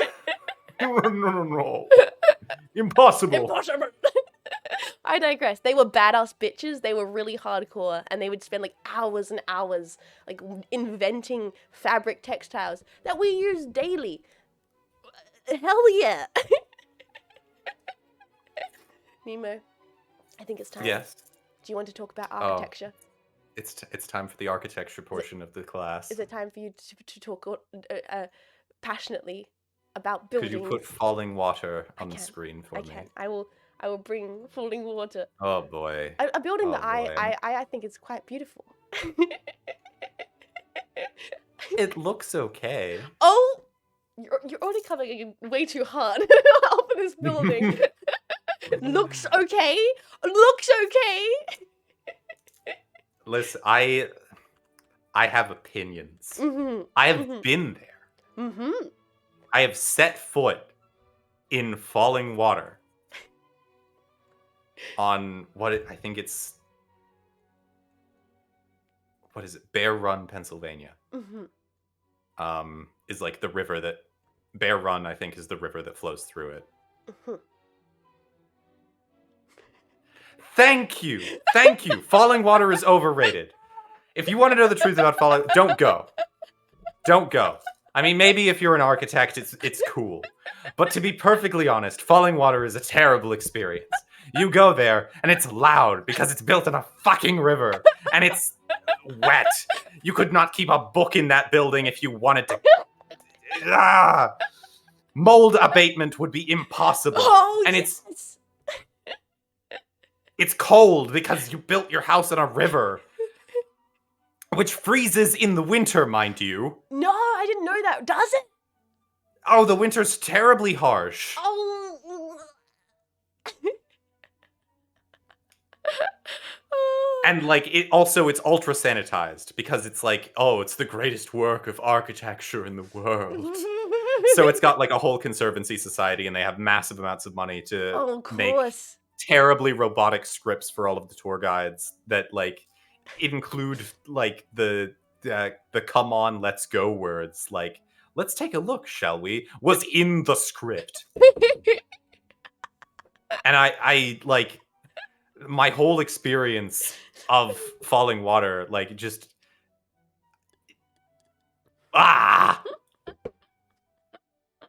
Now, that is, to be fair, I love Frank Lloyd Wright. Yes. Paragon of the Welsh people.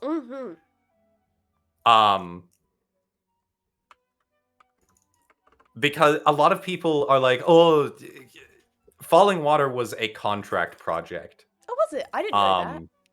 Yeah, so the Kaufman department store was run by the Kaufman family, Mm-hmm. and Falling Water was a commissioned piece for them. This was their summer home. Like this was their vacation home. They were fantastically wealthy. Mm-hmm. Kaufman's doesn't exist anymore. Because it went the way of the dodo, because it was a department store, and department stores are now no longer in vogue. Oh, Kaufman's. I've never heard of Kaufman's. It was a very American chain. Mm.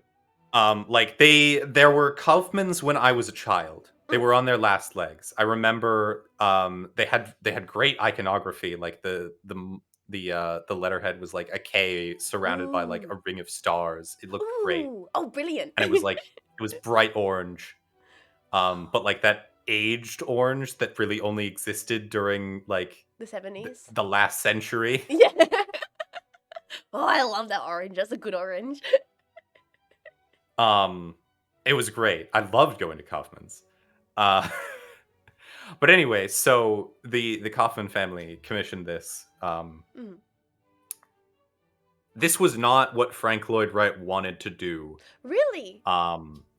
Frank Lloyd Wright believed that architecture had a place in human society that was of the highest importance. So he basically developed an entire theory of what he called Usonian architecture, which was architecture that was designed expressly to serve humanity in the best possible way. So like if you one of the features of a Usonian home is the windows, which are designed for their environment. Like when he would design a Usonian home, he would take into account the way the sun rose and set throughout the year in the location it was built, and orient the building so that it received the most possible light. Oh, I love that shit. That's good. That's good. But he would also realized that direct sunlight is really harsh and unenjoyable.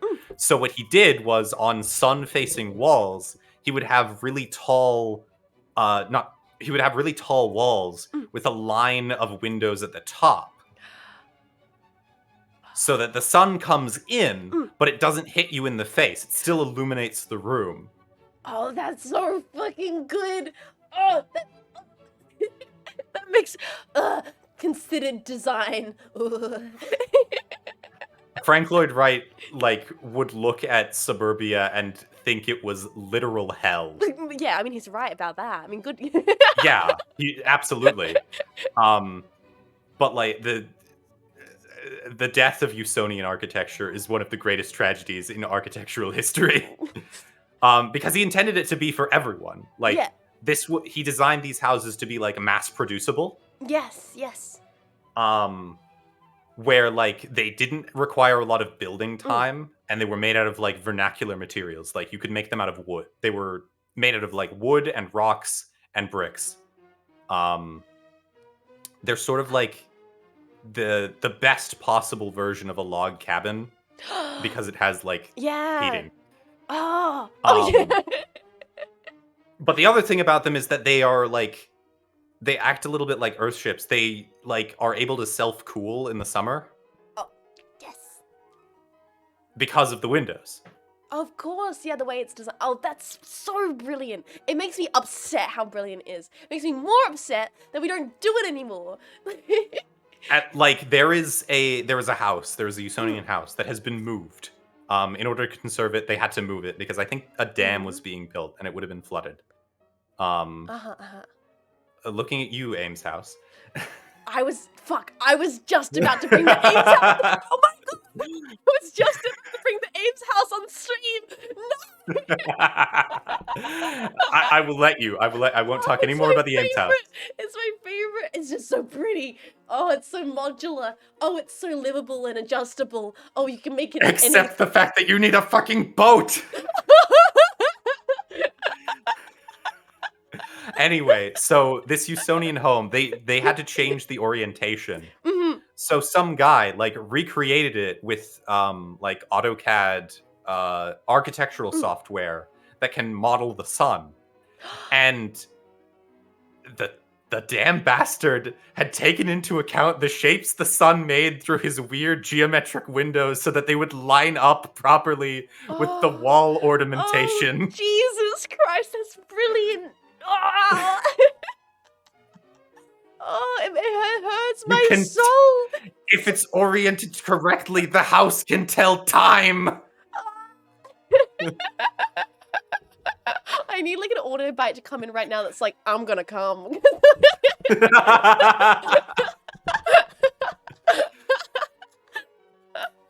Like, Oh, if you are planning a trip to Falling Water, cancel your trip to Falling Water. There is a house much closer nearby. It's also like in rural Pennsylvania called Kentuck Knob.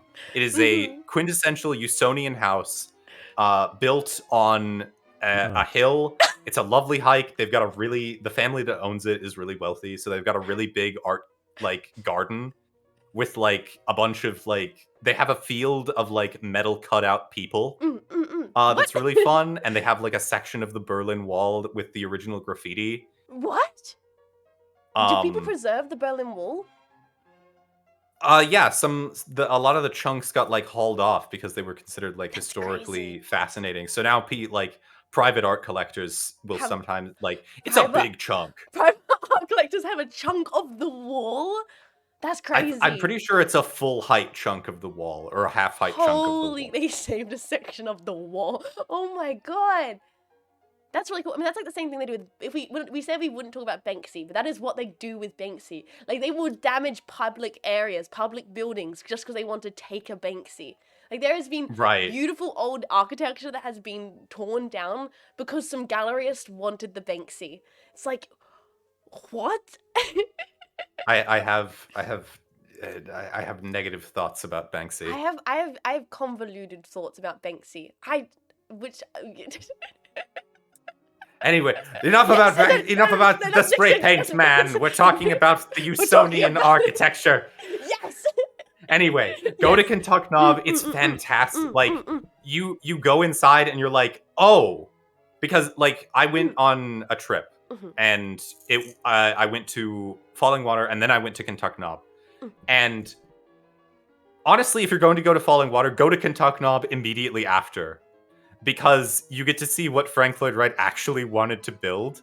And it's fantastic. Because, like, you go to Falling Water and it's like, this is, like, a spectacle piece. This is an art piece. Living here all, like, year round would be insufferable. Like, it has weird features, like a built-in cauldron next to the fireplace. Wait. Yeah, it's bizarre. And it's like, you expect me to take care of that thing? I can't take it off the wall. How am I supposed to fucking wash it? What? Building cauldron. Oh, that's great. Like, when it's not what you think when somebody looks at a property and says, oh, it's got great built-ins. It's like, oh, yeah, sure. Cauldron. Thanks. Like, wardrobe? No. Cauldron. Anyway, you go to Kentuck Knob and it's like, oh, this is a house. I could live here. I would enjoy living here. And like it's gorgeous because it's on like a mountain. I believe you can technically see 5 states from like the top of the hill. Oh, that's cool. That's crazy. Okay, as an Australian, the fact that you could see 5 states does seem very strange to me. What the fuck? It's not common in I'm pretty sure it's the only place in Pennsylvania and one of the few places in the United States that you can do it. Like, you can't even see a whole state in Australia, let alone 5 of them. But yeah, like it's tall enough and there's like ridge lines that you can see from like 5 different states. Wow. Oh, that's crazy. But like you go in and it's like it's cozy and it's made of wood and the windows are like unobtrusive and it feels nice inside. And at the bottom of the hill, they sell ice cream. Well, I mean, now they're just showing off. Like, oh. And this reminds me of a gallery that was a house, but the intention of... I'm sorry, I cut you off. No, the intention of the house was I want it to be built like I'm like a living gallery. So the house was designed to be converted into a gallery. And essentially, it's one of those places where you could not possibly believe the fact that anyone has lived there. Because it's like, what? Okay. Yes. I have 5 words for you. Please. Men will live like this.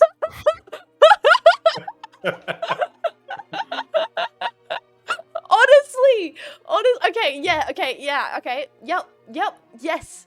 Fair enough. I stand corrected. I stand entirely corrected. I need to like, it's okay. Let me show you guys. This is called the Heidelberg Gallery, which used to be called the Heidelberg House. It's in Victoria. It was a place some people lived in.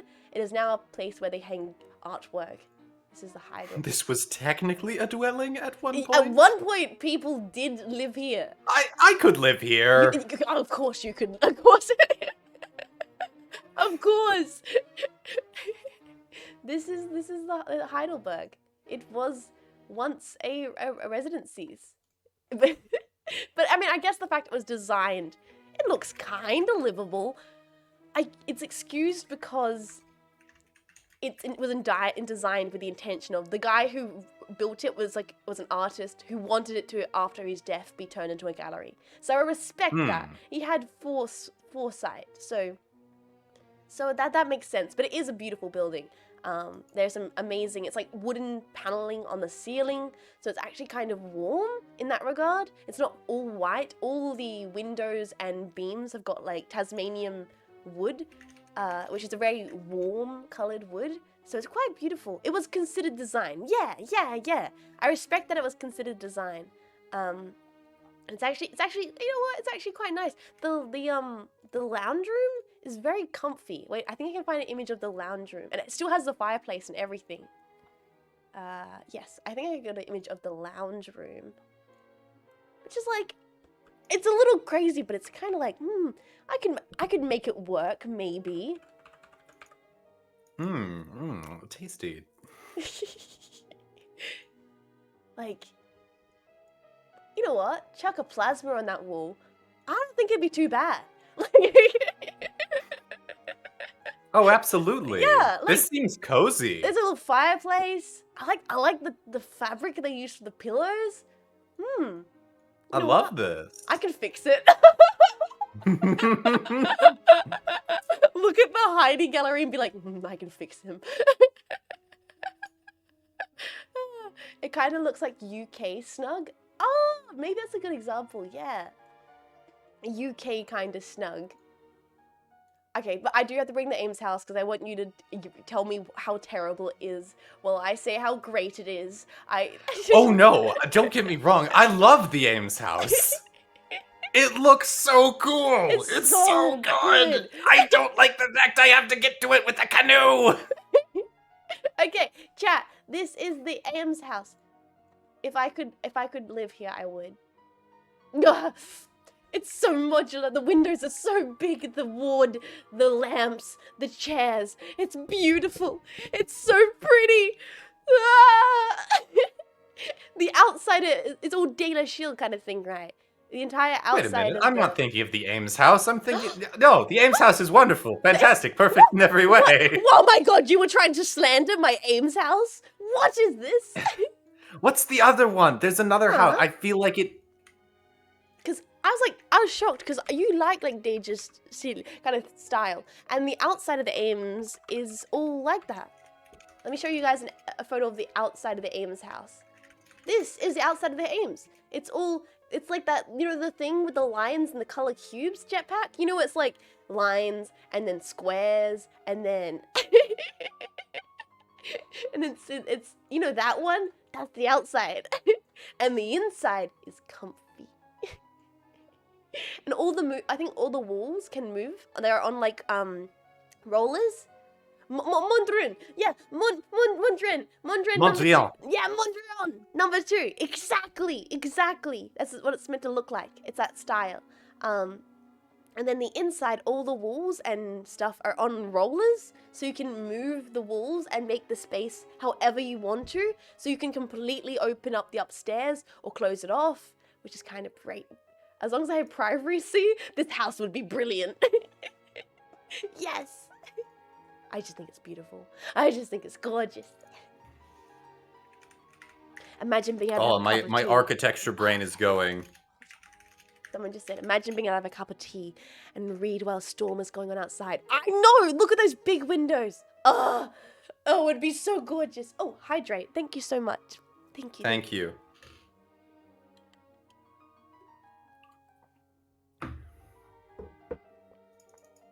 What are you looking at?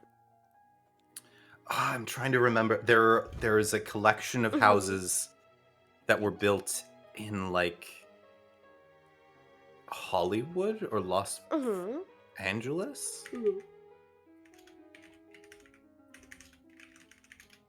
Big windows make me feel naked and exposed. I mean, it depends the location of where you live. I don't think the Ames is in like suburbia. I wouldn't want to. I wouldn't want to live in the Ames house if it was like in a city, because who knows who's looking at you. But I think these kinds of houses are often like out on really nice properties, and then it's like just you and the birds, baby. Just you and the birds. Fuck no, I don't want no peeping toms. Yeah. I do like worry about that because I've lived in various places, and some of them have been on very main roads. And if you have the light on inside of a like an apartment, people can see everything. It's like, excuse you. I'm in here trying to listen to my Smith records. You know, I don't want to have to wear a top 24/7. I want to vibe sometime. Oh, I hate it. Yeah. What? I found it. Oh, we found it. Send it. The case study house number 22. So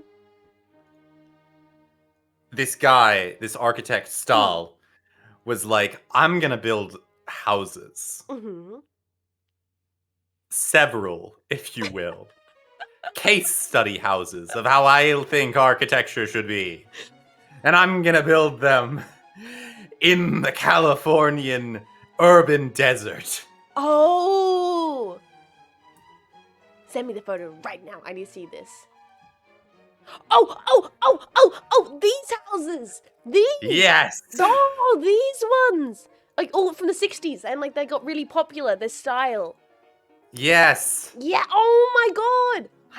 What is your opinion on these? Because I don't want to say anything before I love this house. Thank God! Okay, I was like, are we going to agree on this? Are we going to? Yo, thank you for the follow, dude. We're talking about architecture. Thank you.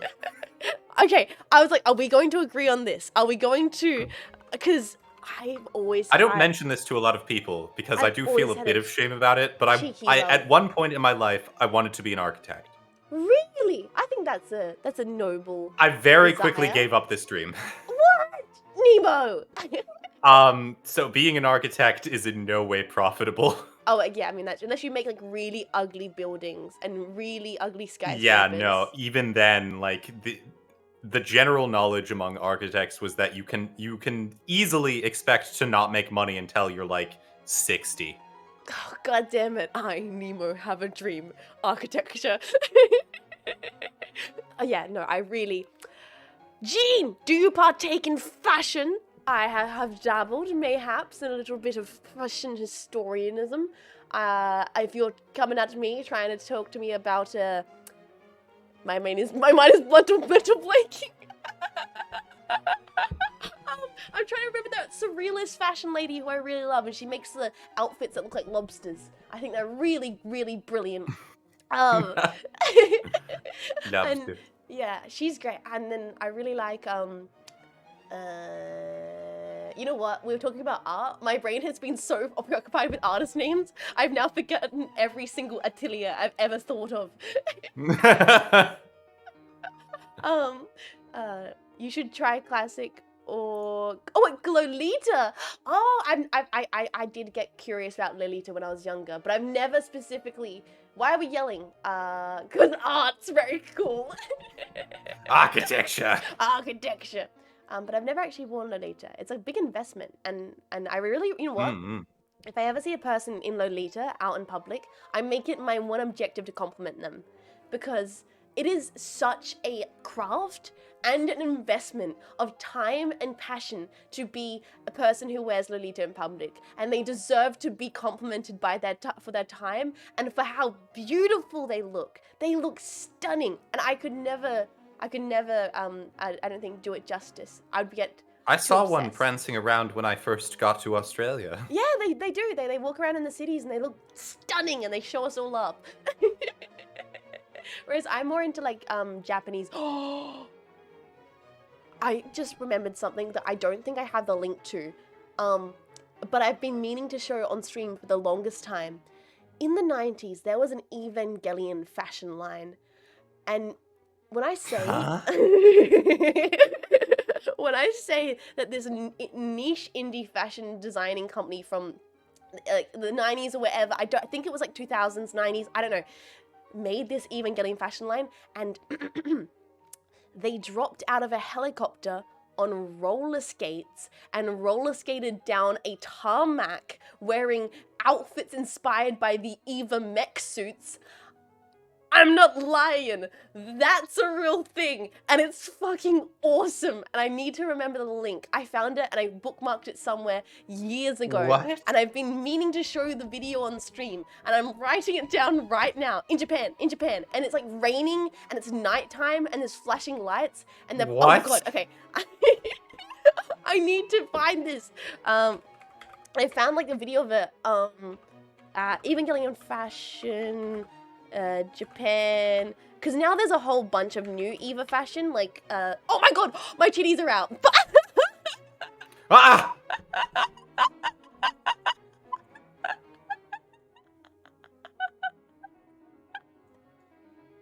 Okay, I need to go to the bathroom. Do you want to entertain chat? Yeah, sure. Jets, though, I may I make a recommendation? Yes. Don't hide down there. It's worse than having your tits out. Oh. I'll stay here and become completely still for no reason while Nemo entertains chat. Maybe we'll put an artwork over my... Oh, I'm gonna put the urinal over my face. Is that wrong? Is that... Should I'll allow it. Is it okay if I put the fountain over my face? Yeah, that works. Okay, talk to chat about architecture, Nemo. I'll be 1 second. Architecture. How you doing? How's it going, chat? How you doing? You having fun?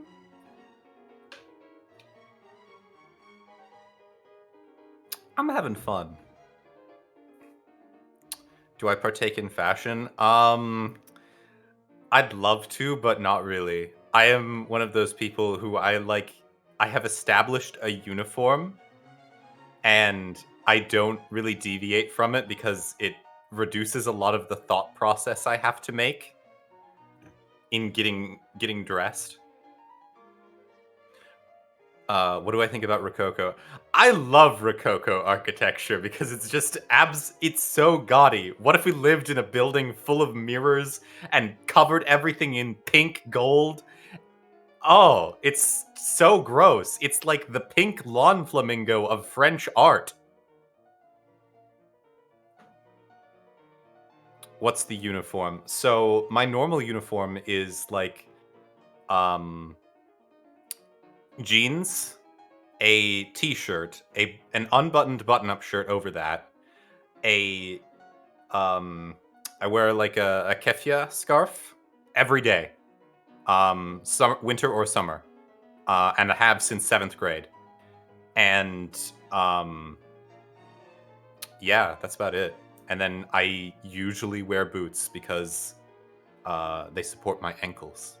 In Australia, oh no, I'm not Australian. Wait, did the chat think you're Australian? It happened again. What? What'd you say? I said I wear a scarf every day. Every day? Yes, and Newtonio said, isn't that hard in Australia? I could sense the American. I mean, good on you. A lot of people think I'm Canadian as well. That makes more sense to me. What's my opinion on Art Deco? I like Art Deco. Oh yeah, stylish. Not as I'm more a fan of Art Deco than Art Nouveau, if I'm going to be perfectly honest. Ooh, I mean, I think that's fair. Art Deco has Nouveau is more a of bit the like yeah. clean lines, which is very like they have all the arched shapes and repeating like lines, which are very nice. Like one of the best games, Fallout New Vegas. The first expansion takes place in like an Art Deco villa casino, and I love it. Oh, that's nice. That's very nice. Whereas like Art Nouveau gets more floral, and then like it's what Yeah. transformed into all of the poster art of the 60s for gigs are all Art Nouveau Right. prints. Wait, what's what do you think of Victorian architecture? That's interesting. I don't know. There's not like a clear. I mean, there's a style of architecture when it comes to Australia, but it's just British.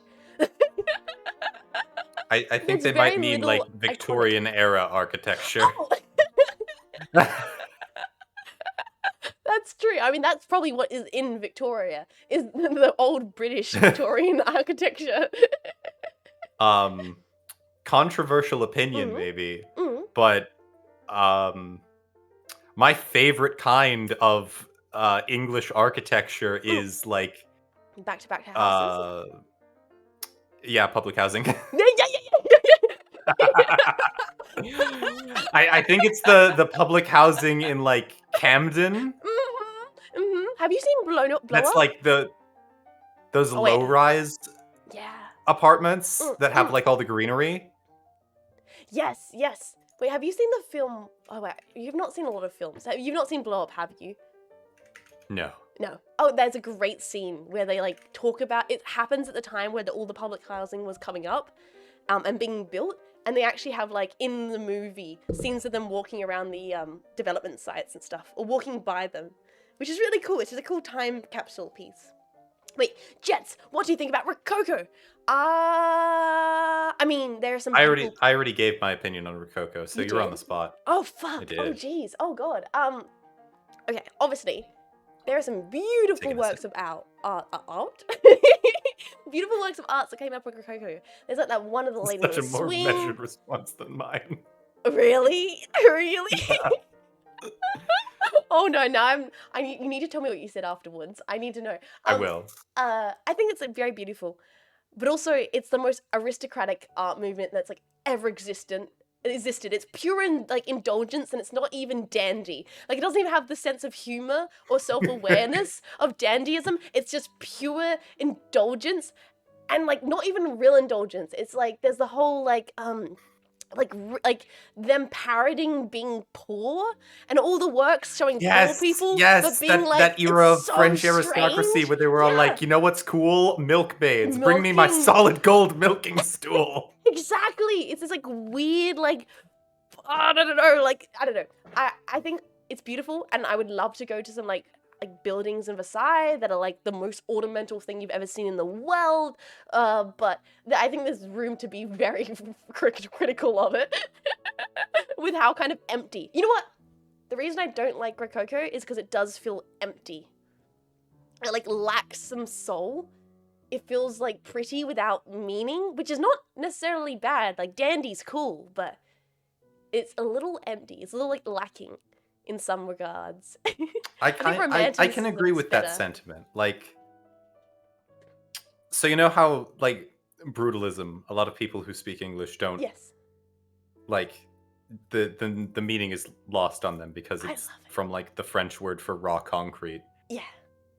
I think Rococo architecture is genuinely brutal. Oh.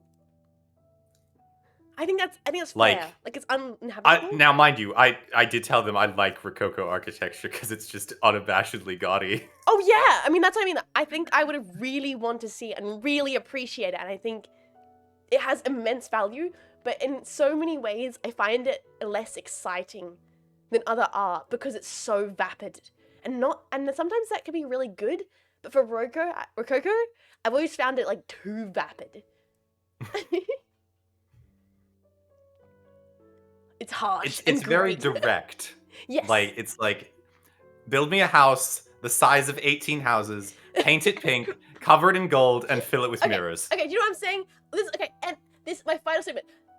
I look at Rococo and I know where they got their heads chopped off. That's all I'm saying. Yes, I look at absolutely. Rococo and I'm like, yeah, I would also decapitate you. Like, you seem insufferable. Like that's But I will be keeping your house around. Oh yeah, we will be preserving this. This is quite impressive. But also, off with your head. Like I get why they revolted. You look at Rococo and you're like, oh yeah, that's why the starving people decided to jump there. Absolutely. So yeah, that's Vive la Revolution. Yes. Sorry, did you get to say everything you wanted about these beautiful houses? I did. We were Yes. we were talking about how, like, chat asked me the same question they asked you. They asked me if I do fashion. Oh, And I yes. said I'd like to, but I'm not really capable because I've established a uniform for myself. Oh, the scarf. Yes. Have you done the same? Kind of. Yes. To an extent, when I buy Does things. Jets dress like Jets? Yes. I did mention to Nemo the other day. I was like, I could cosplay myself. Not for any reason of buying it, just because I own all already the clothes. own the entire wardrobe. It is my wardrobe. I like sweaters. I like pleated skirts. I like kilts. I wear the same pair of low-rise Doc Martens that I've worn for the last 6 years every single day. Black, simple, like, dress shoes that have worn into the imprint of my soul. I mean that literally and physically. I had the most funny thing happen to me when I was wearing Doc Martens a couple of months ago. I had friends over, and I have a friend who's a little bit crass, and he pointed at my shoes, and he I don't endorse this sort of behavior. But he points at my shoes and he goes, "So are you a lesbian now?" And I panicked and went, "Yeah."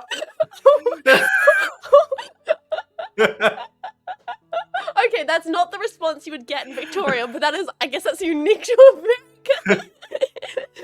These are okay. I don't know. There are certain. It's not a thing with, like, male homosexuality or any other sexual orientation, but there's something about American culture associating certain footwear with lesbianism. Really? And it's Doc Martens and Birkenstocks. Really? Okay, for us, Yeah. Birks are hippies. If you wear Birks, you're a hippie girl. You're like Bondi I had a Beach pair of babe. Birkenstocks as a child. Yeah, so if you got Birks, you're hippie. If you got Doc Martens, you're some kind of fucking go to a jazz bar, smoke and make art bullshit kind of person. Specifically, if they're the low-rise one, it's like the shoe of the state of Victoria. Like, everyone has one. Because they're convenient, and they're comfy, and they go with every single outfit. I have I'm trying to think of the shoes a pair of the 8-inch boots. Oh, the tall ones? Like the... No, not the 11-inch. Oh. I do have a pair of those as well. I have I have my formal ones, my casual ones, the ones I could wear to the funeral, the ones I could wear to a wedding. I got docs for every occasion. I got the ones for the bar mitzvah. Like, I'm trying. Bring me my church boots. Yeah. I'm trying to think. I do have a pair of shoes that I want, but I think they're quite contentious. Trying to remember the name of the designer that did them. It's the Tarby boots. Heelys by Skechers. Yeah.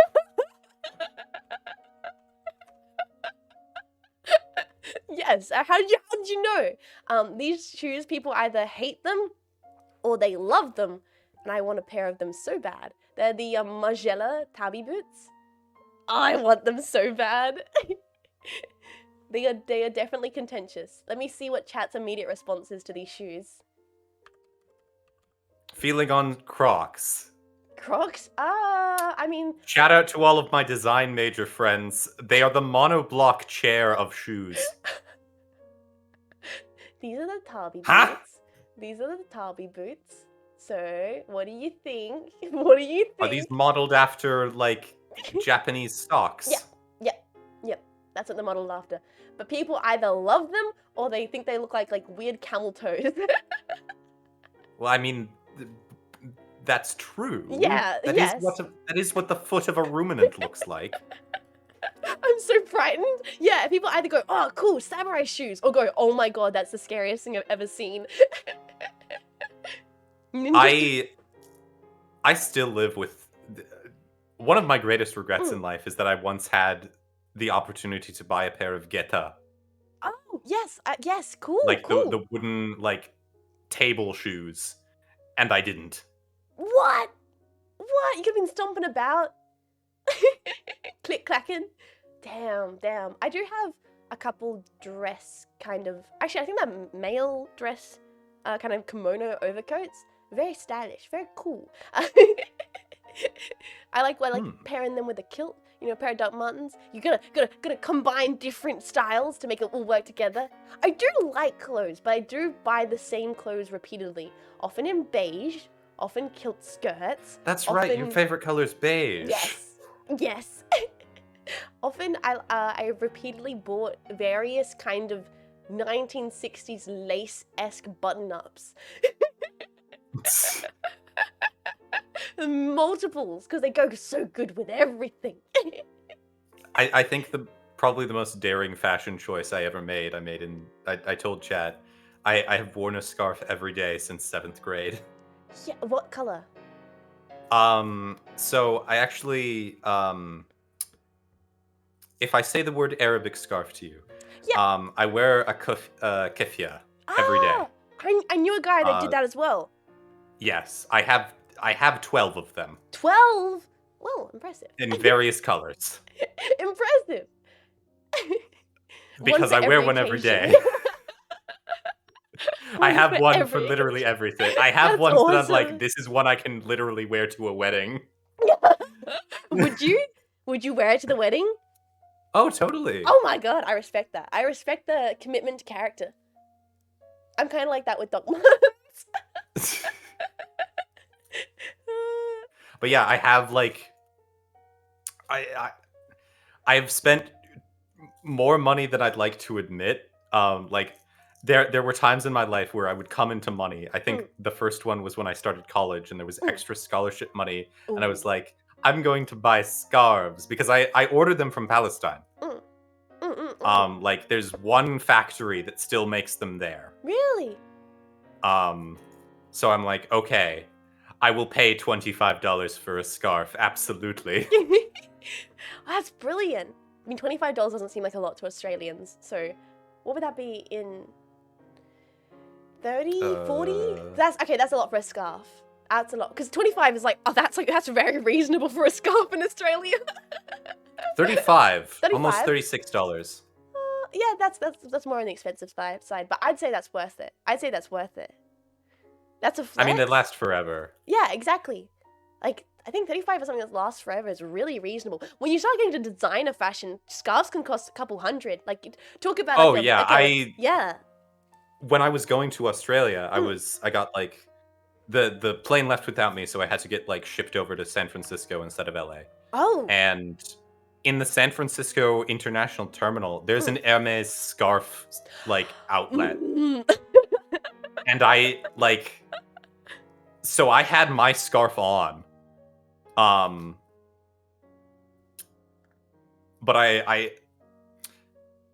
this is a bit of an this is a bit of a weird thing to broach, but I am afraid of my scarf being misinterpreted by American TSA agents. Yes. So I have an all gray one that I wear that won't make them scared. Yes, I could yes. I felt underdressed to go in the Hermes store. I mean, that's like all those stores. There's Gucci stores. You can just walk into them. Fun fact: the Gucci store, you can just walk into it. You're allowed to. It's just a shop. I have never walked into it. The doors of the Gucci store are unlocked. You can Yeah, go in there as you many can go times in as you there. like. The You can just ducks in the walk park around. are free. You can take them. You can just walk around. The bags in the Prada art piece store in the middle of the Nevada touch 'em. desert are free. You You- can take them. I own 18 Prada bags. I'm kidding. I wasn't the person who broke into that store. I swear. But yeah, those stores have an aura where it's like you cannot enter unless you're wearing certain designer clothing. And I'm stomping around my pink covered dots, be like, nope, I'm not going anywhere into that building. No, thank you. No security guards? I mean, they probably have security guards, but the thing is, it's like, then all they're gonna do is look at you judgingly if you walk in with like the man average in the clothes. tailored $1 million suit looks at you Yeah. like, just ugh, and you personally. die. Yeah, it's more embarrassment. It's public and it's like the embarrassment of being stared at by like a designer clothing worker with a distasteful eye. Like, he looks into your soul and he instantly calculates your net worth. Yeah. It's like those YouTube videos where it's like, what you wearing? Like he has like in his brain, he can calculate the cost of your outfit. Yeah, he does that, but for other people. Yeah. Yeah, that's why I've never been into those stores. If I get nice things, I like Paco Rabanne. Oh, one of my favorite fashion designers, apart from Schiaparelli, which I remembered was the lady who does the lobster stuff. Schiaparelli, brilliant, honestly, brilliant fashion is Paco Rabanne. He's the guy that did all the 60s, is this going from art to fashion now? Oh god, oh no, I should be quiet, I should stop. But Paco Rabanne did all the disc dresses. The metal disc dresses from the 60s. They're like, I mean, let me show chat. Oh, it's a fucking WebP file. Get out of here. I'm trying to get a good photo that's I can download. Back Here to we art. go. Banana taped to wall. Fantastic. Oh.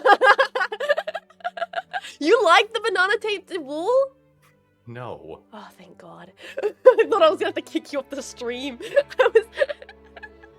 I was worried I was gonna have to kick you off the stream, Nemo, for a second. I had to clutch my pearls, honestly. No. Okay, I'm trying to find one of these. Okay, this is the version of the Paco Rabanne dress I can save. Paco Rabanne dress. It'll only be a tiny, minor divergent from topic. I just want to show it. One of the coolest dresses. I just think it's neat. I just think they're neat. Exactly. Homie, the Paco Rabanne store. Yeah, Marge. Oh, wow. Honestly, Marge and the Paco Rabanne. Ooh, styling. Someone draw that would be dangerous. Please draw a Marge and the Paco Rabanne. I'd simp. Oh, with that hair, absolutely. With the hair, baby. Kill it. Yeah, she would own this dress. Okay, who's an artist? Can we give us Marge Simpson and the Paco Rabanne? Damn. Ah, yes, early 60s. Tasty. No, I love Paco Rabanne. He did this dress. It's very cool, very stylish. I like it a lot. Okay, talk about the banana. I'll bring it up. What do you think about the banana? It's silly. I know, it's just stupid. It's banana taped It's to just the banana wall. taped to a wall. It's not. It's the banana taped to And the wall. here's the worst part. We talked about the urinal, right? I thought we were over this. Like, I think the reason why it sucks so much is because it's like you're not doing anything new with this. The urinal was 1917. Banana taped. Here it is, the most pretentious sentence of the entire stream. Banana taped to wall rhymes poorly with fountain. I mean, you're not wrong. I'm trying to save one. I'll just put it on screen in case anyone in chat hasn't seen it. I don't know. I just think it's derivative. It's lame. If anything, you know the worst part about it? It's kind of cringe. It's kind of just like, it's just so lame. Oh, you're not doing anything. You haven't even considered 1 ounce of art.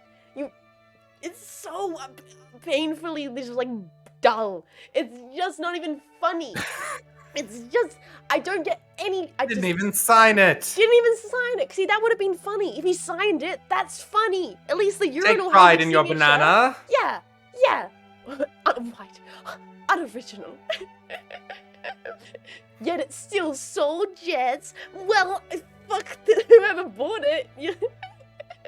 I mean, it just. Regrettably, the fine art market is a way for Yes. rich people to hide wealth and Yes. invest. Yes, yes, and this is an exemplary example This of is an that. unfortunate truth that we have to struggle with. Yes.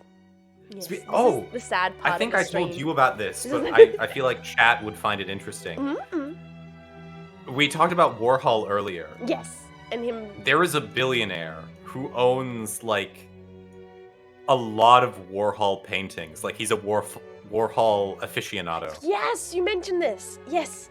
Yes, what he does is, because his collection is an investment, and not actually because he likes the art, Mm-hmm.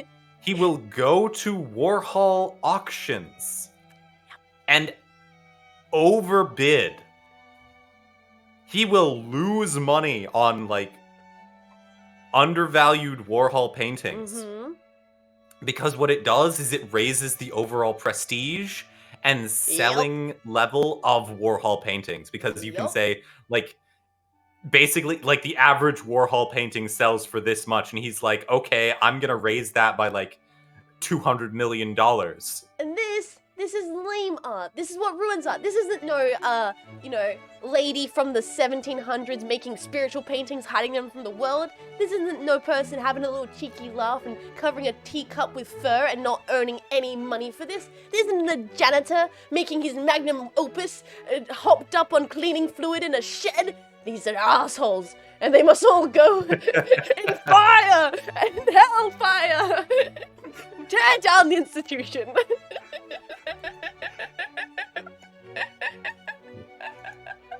Yes, but eat direction. No, sorry.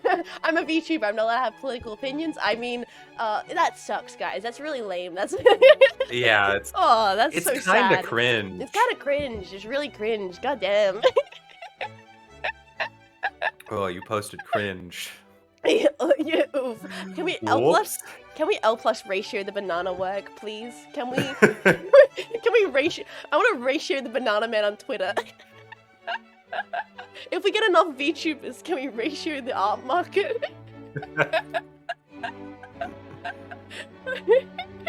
Oh, Rain, art class? Yeah, we're having art class. Is there any other artworks that you've been itching to talk about and I've been rambling over you in your list of Oh, I'm artworks? trying to think. Mhm. I did have another piece of architecture Ooh, that I yes. thought would be interesting. Oh, please. Let's do more architecture. We are on architecture. We have tangented a bit, but we are still technically talking about architecture. There Someone said the it is. Buckman Wilson house? Whoa, what the fuck is this?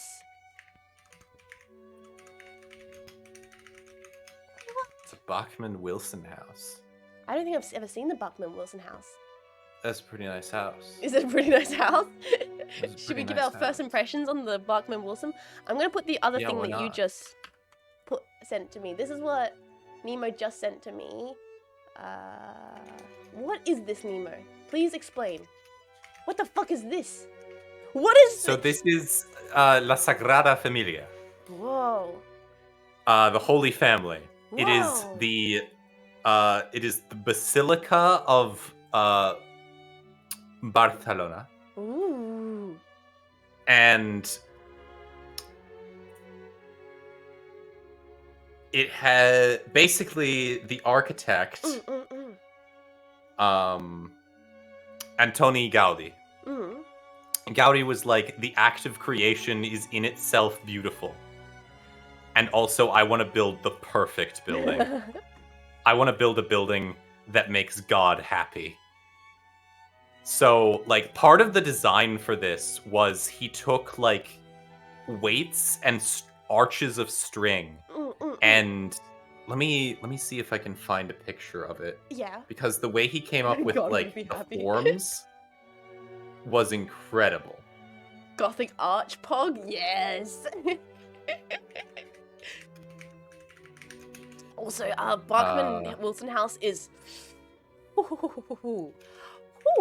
I have a new favorite house. This is beautiful. The warmth. It's a nice house. That's a nice house. This is like, you know, there's houses where you're like, I would like to make my house a certain way within the logistical means of my ability. And then there's houses which are ideal, which are dreams. And this is one of them. Oh, it is. The shelving is floating. The fireplace is wrapped around. The flooring matches the ceiling. It's gorgeous. Oh, whoa! What is this? Is this okay? This is how he came up with the shape. What? Okay, I gotta show chat this. This is fascinating. Okay. Let me bring this in. Shape. What? So how is this, like, what's the logistics behind this? So it's still being built. Wait, what? I'd like you to guess when it was started. Oh, Jesus. Pre-17th century? Okay, not quite that. Okay, 18th century. I'm doing. It is 140 years old. Wait, so it's earlier than I thought. It's way earlier than I thought. That would make. Yes, but it has been under construction continuously. Because I was like 1700s. No, it's from like the 10s? From like the... This is 1882. 1882. That's not that long ago. For the style of it. For the style of it? Whoa. But, so basically what he did was he took rope and he hung weights from it, and that's how he came up with the way it would look. Upside down. What? That's crazy. Oh my god. My brain's like just trying to process I'm like trying to... I wonder if I could flip the image on OBS. I think it's in properties. There's one for rotation. There we go. So this is what it's meant to be. There you go. What? So this is like a side on. But you can see like the long threads at the top, or what is now the bottom, are like that entryway. Yeah. What? And it's covered in like carvings and statuary. What? And it will be done in 2026. Really? Oh my god. That's the earliest it'll be finished. And like Gaudi, when he designed this, he was like, he sort of like, he understood that it would outlive him. Wow. Like he knew that his creation would take longer than 100 years to build. Madman, that's crazy. I'm still not over the fact that it's from like 1880. What? Like my brain's still like trying, because it looks so gothic. It looks so gothic. Right, but the thing, except for like a brief time during the Spanish Civil War, it has always been under construction. Like they have constantly been building it. I'm pretty sure they hold mass in it now because the inside's done. Well, they can do something with it, you know. Right. At some point, they've been able to start utilizing it for its intention. But the understanding is Gaudi would have still been happy even if they never finished it. If they had to build it forever. Oh, jeez. That's brilliant. Thank you for bringing this to my attention. You know, I think the more we talk about it, the more I'm like, I think I was vaguely aware of its existence at one point, and now I know about it. Which, thank you kindly. Should we just bring up the Wilson house? Absolutely. Let's ogle Let's ogle it. It's so good. Interior is. It's sexy. This is a sexy house. Yes. Ogle is the right word. We do be giving this house bad, like, dirty I am looks. looking disrespectfully. We are looking very disrespectfully. Oh, no wonder I like it. It's a fucking Usonian. Is it? Oh. I'm pretty sure it's a Lloyd Wright house. Oh. Chat. Get those gasm emotes out. Usonian. Chat. Get those gasms. This is our one opportunity. Look at this baby. But yeah, if you look, those weird cutout windows, that's what I was talking about. Oh, the ones at the top that allow the direct light to kind of cascade, but not Yeah. be harsh. Whoa. The fireplace, I love the fireplace. The way that it wraps around with the shelving and it looks organic, but it still has structure to it. And the table so nearby the warmth, and the shelving and the back just so integrated with the tonalities and the colors of the buildings. Oh shit, this is the house. This is the time-telling house. This is the one that tells the time? Yes, this is the house. This is the house? Holy crap. I don't know how I didn't know its fucking name. But yes, it's not oriented correctly anymore because they moved it. But it was originally built in New Jersey. It is so sexy. I love this house so much. This is the house. Can you see why this is infinitely better than Falling Water? Oh, You could live here. Yeah, oh my god, it's so inhabitable. It feels so stylish, but Living does here not. is the natural course of action. I love how it's so stylish, but it does not sacrifice the style and like edge of it for any degree of comfort. It still But feels look at the chairs. so comfortable. Chairs. Oh, I love those chairs. Like that kind of chair, the slight recline with like the teak or mahogany wood.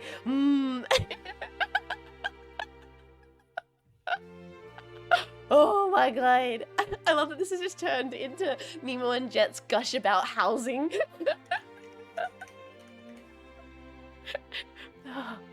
The woodworking in this house is giving me a crisis. I'm gonna be thinking about this house in bed tonight. Hell yeah. It's a sexy house. It's a very sexy house. And the thing, it used to be even better. Oh, how is that possible? How is it possible? Because it's not oriented correctly Yeah. anymore. I know. It's like But so, it's still perfect. it's still perfect.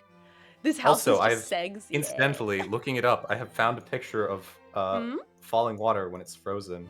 Oh, send it through so we can talk about how horrible it is. Oh, my basement, a block of ice. Oh, it's so cringe. You can't even like get to the house. Oh, no noises. It doesn't do its intended purpose. Okay, let me bring it up, chat. This is falling water with the water not falling. Stationary water. This is stationary water. Where did I save it? I'm getting so many images now in my folder. There we go. Boo! Oh, blah, blah. Bleh. The fact that they managed to relocate it without damaging anything is insane. That's the thing, though. Usonian architecture was like, basically, I'm pretty sure it's slotted together. Oh, I'd love slotted Like, it was designed to be easy to build. Despite the fact that it's fucking gorgeous. Slotted design is and will always be the moment.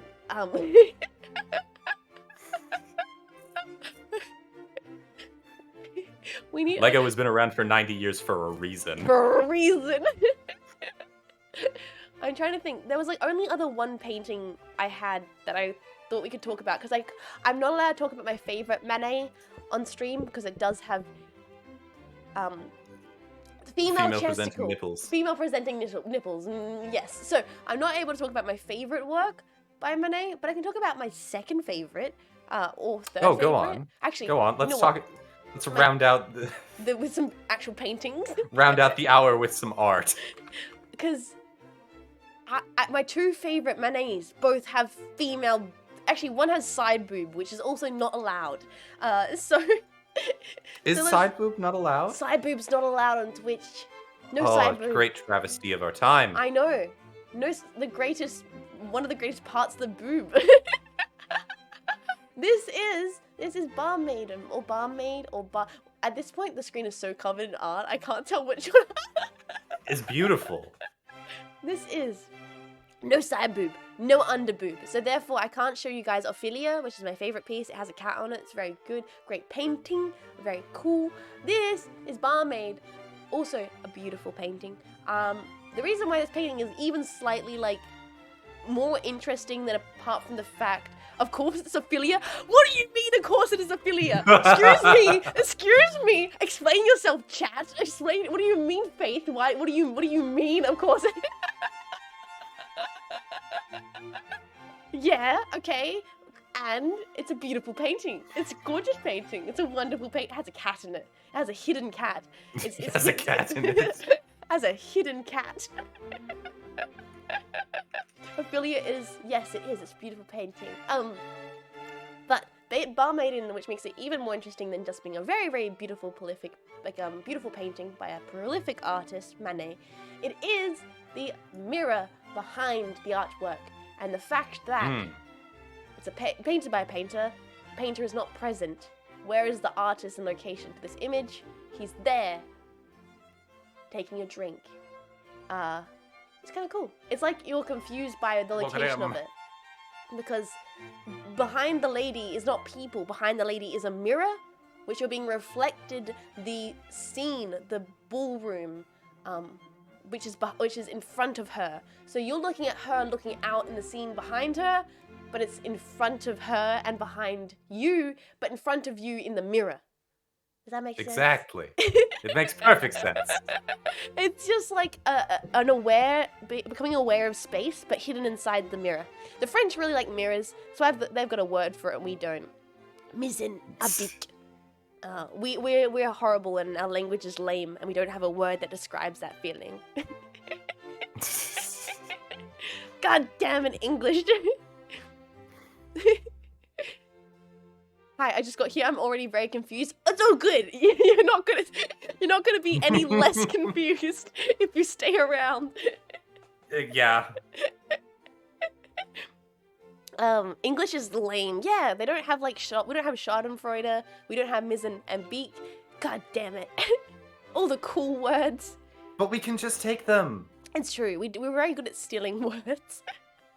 Like encore. I can just say Schadenfreude, and you know what I mean. It's true. Encore is French word for more, please, and we just say that. And they don't say that at the end of a performance. Yeah. So we just They stole say a word. beasts. Yeah, we just stole a word they don't even use, and we use it incorrectly Yeah. because it works for our language.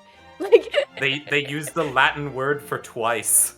Oh, that's even cooler. They're just hipsters. They're styling on us with the Latin usage.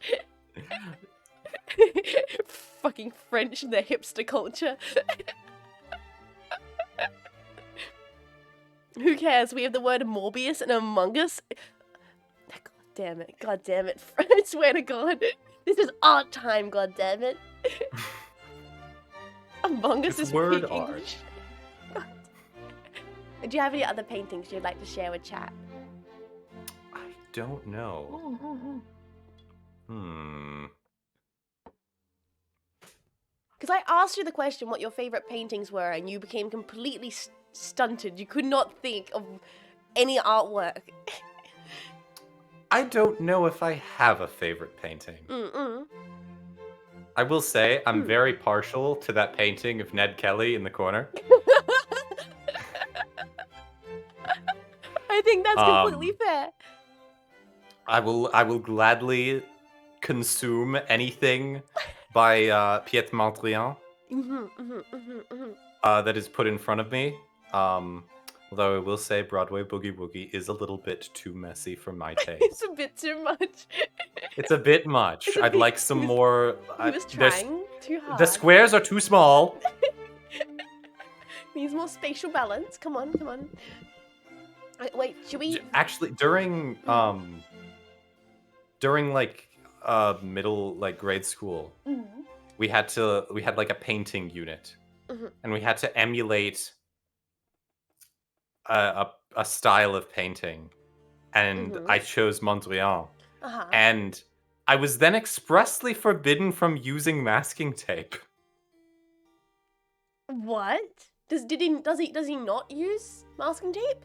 I'm pretty sure he did. Yeah. Why? What? I don't know. That's so strange to me. Were they just Yeah, trying to no. torture you? Like, what is this I think sadistic so. primary school where they were like, young child, try and do the symmetry now, trying to get the lines Draw a right. straight line. What? Do it right now. Oh my god. Well then, what do you feel about Malevich? Paint 2 lines at a right angle. If we're talking about like, okay, should we finish off some of the discussion with funny white painting not bad, funny black square actually Absolutely. okay. Actually, one of my, I think as a child I did have like one of my favorite paintings. Because I can bring Malevich's black square onto stream, and we can try and defend it to chat.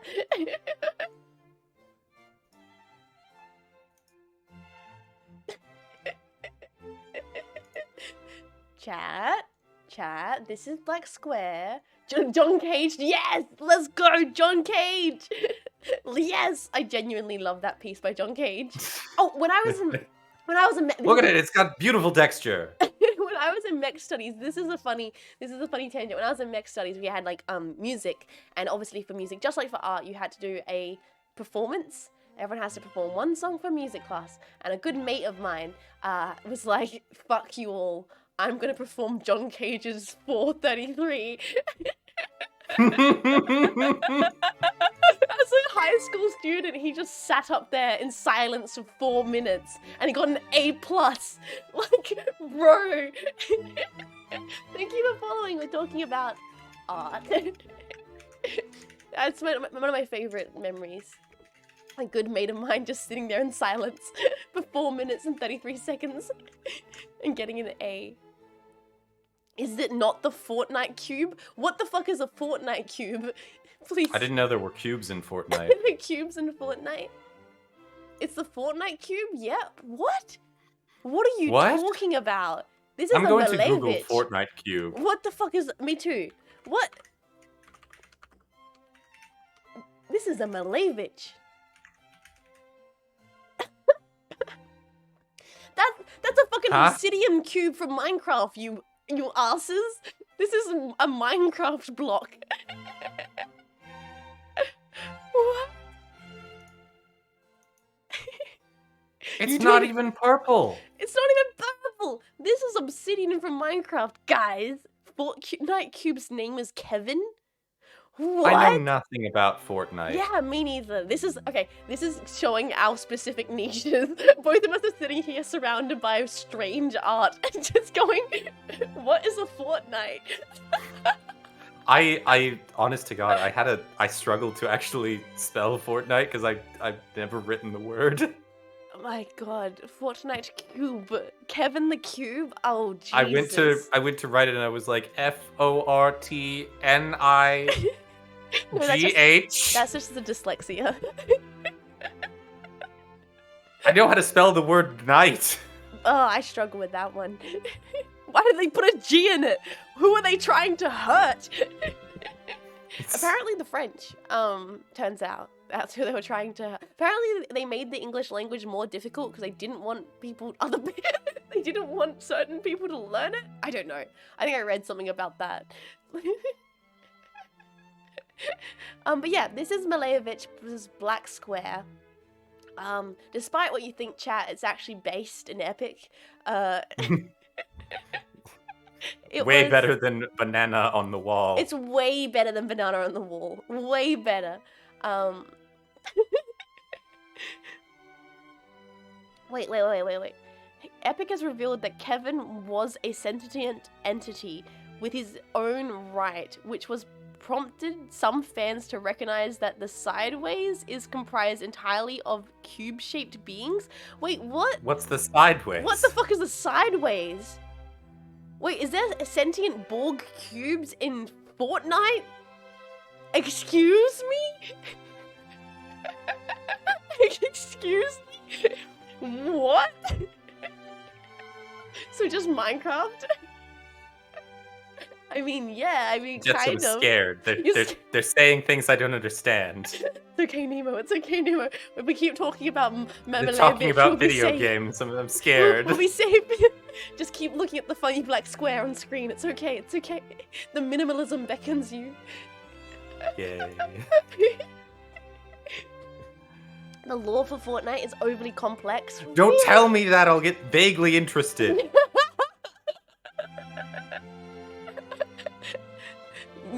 Jets, your boomers are showing. And with pride, thank you very much. I don't need to know what a fortnight is. Don't ever tell me anything has lore. Yeah. I want to know it. It's true. It's true. The My desire to friend understand. read all of Chainsaw Man in like a week, and he told me about it and showed me like 3 images, and I was like, I fuck with this so hard now. Oh god damn. I've seen some of the I will have to show you illustrations. It's Chainsaw very Man good. after the stream. Okay, why is this artwork cool? Why is this artwork good? Okay, why does this artwork mean anything, Jetpack? You see that little funny square in the corner, right in the corner, at the top of this gallery, chilling up there? Bam! It's this painting. It's this square. You want to know what this installation is? You want to know who put this exhibition on? You want to know who arranged this? Funny mustache man. I'm not talking about Charlie Chaplin, by the way. I'm talking at the Mr. Evil German dude. He put this exhibition on because he liked the artwork. That one! I thought you meant Dolly! No, not because he liked the artwork. This exhibition was put on specifically This to is the exhibition of shame- degenerate artwork! To shame the artist. He was like, look at this horrible art. It's ruining Germany. It's ruining everything. And guess what? People went and they saw it and they were like, oh, this kind of slaps. It's kind of actually good. Wait, what? This is Stop thinking that! Stop thinking it's degenerate artwork.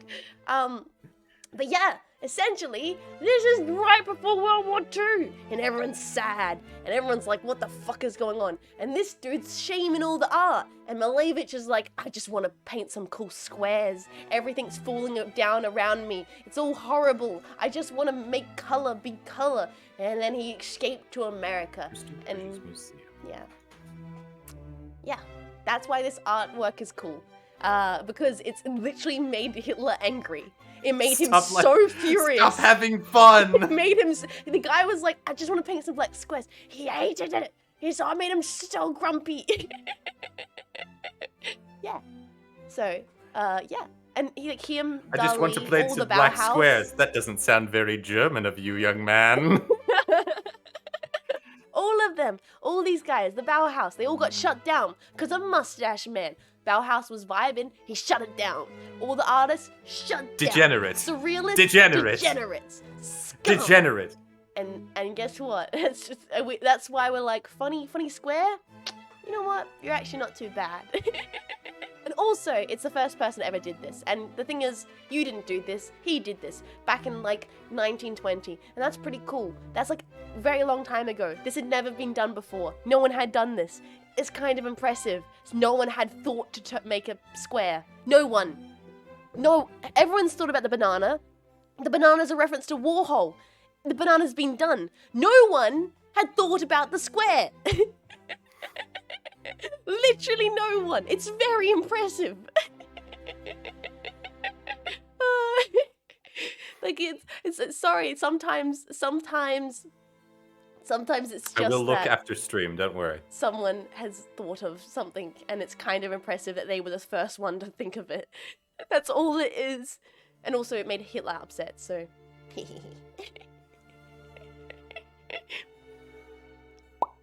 Crystal Bridge Museum Architecture. Ooh.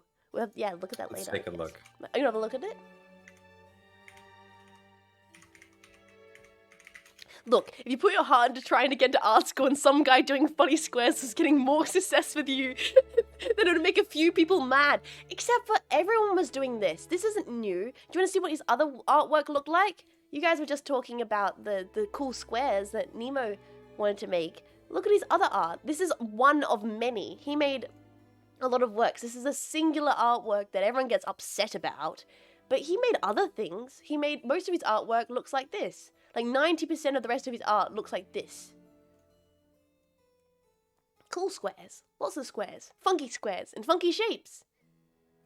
The black square is like one of a whole bunch of a collection of works.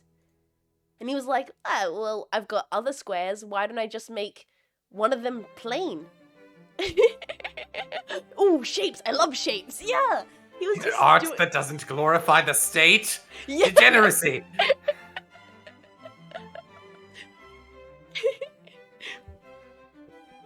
Okay, but is modern square good? I think most modern squares are reductive. I mean, this is like a precursor to modernism, but this is pre-modernism. This is more closer to Dadaist or Surrealist. Modernism comes later, and modernism's more related to like post-minimalist and op art and land art and like pop art, and that's more modern, and then like abstract abstractionism.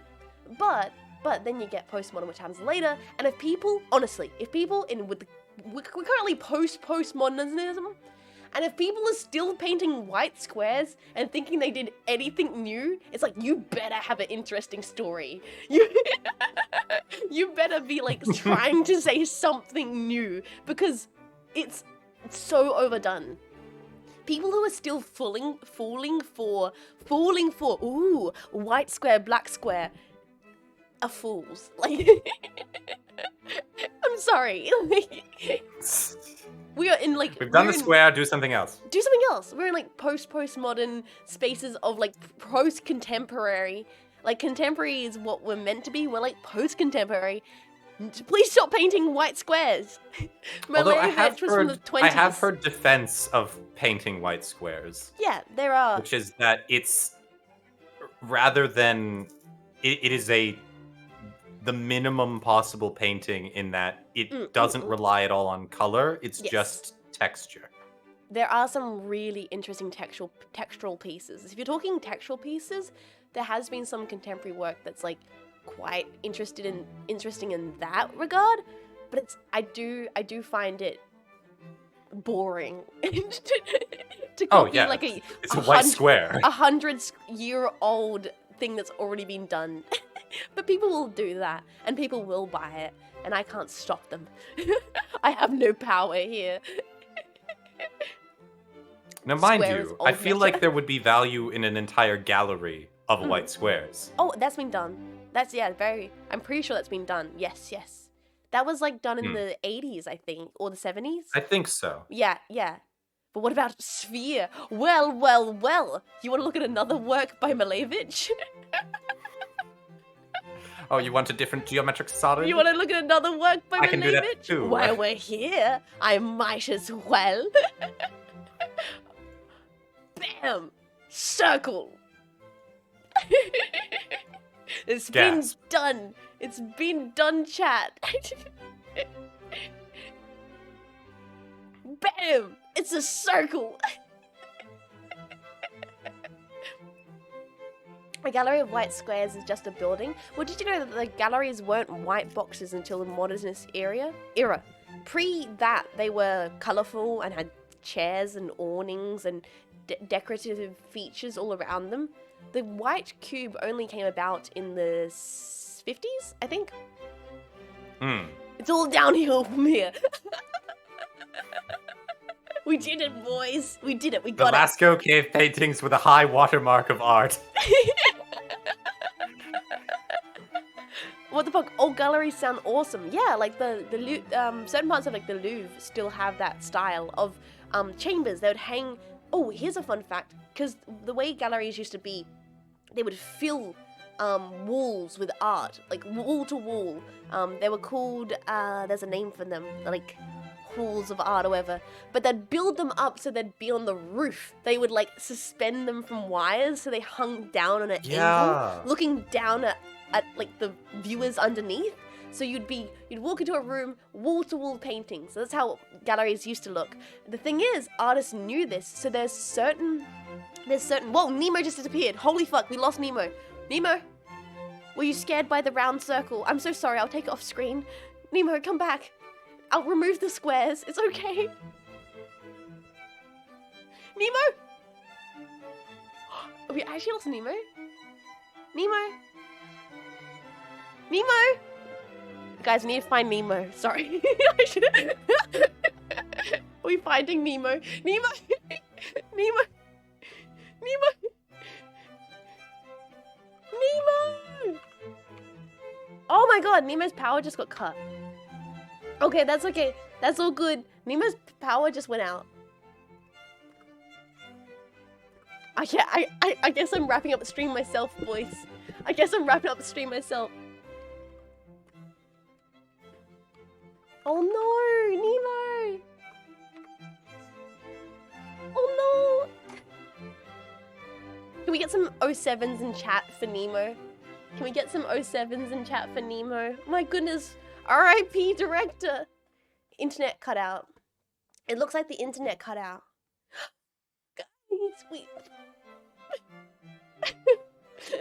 Oh no, thank you for all your 07s. Thank you, thank you. I'm so sad. Okay, you guys want to look at the best work of art? The best work of art. Me.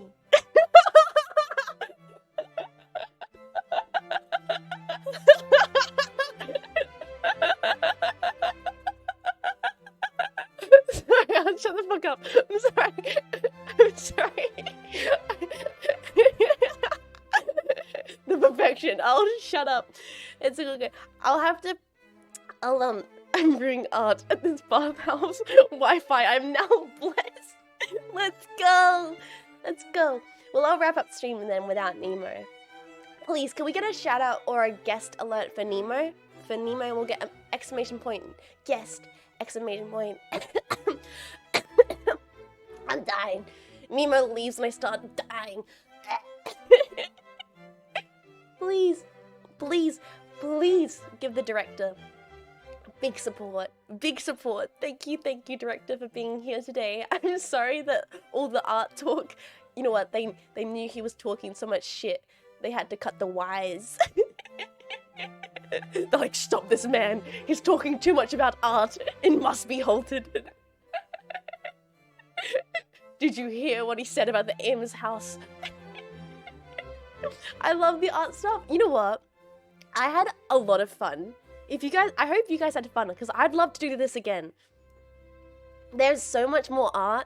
We could plan it. We could plan more art, try and do decades. It'd be really interesting to talk about different eras of art. St. Crystal Bridge. Oh, let's go. We'll definitely look at that after stream. We can have like chat send in their favorite artworks and me and Nemo talk about it. That'd be so cool. I feel like there's a lot of potential here. Like, you guys send us your favorite work of art and we judge you based on it. We do art through the ages. That'd be awesome. We can talk about Rococo and classical art. That'd be awesome. Okay, let's make this a thing. Let's do more of this. I had so much fun.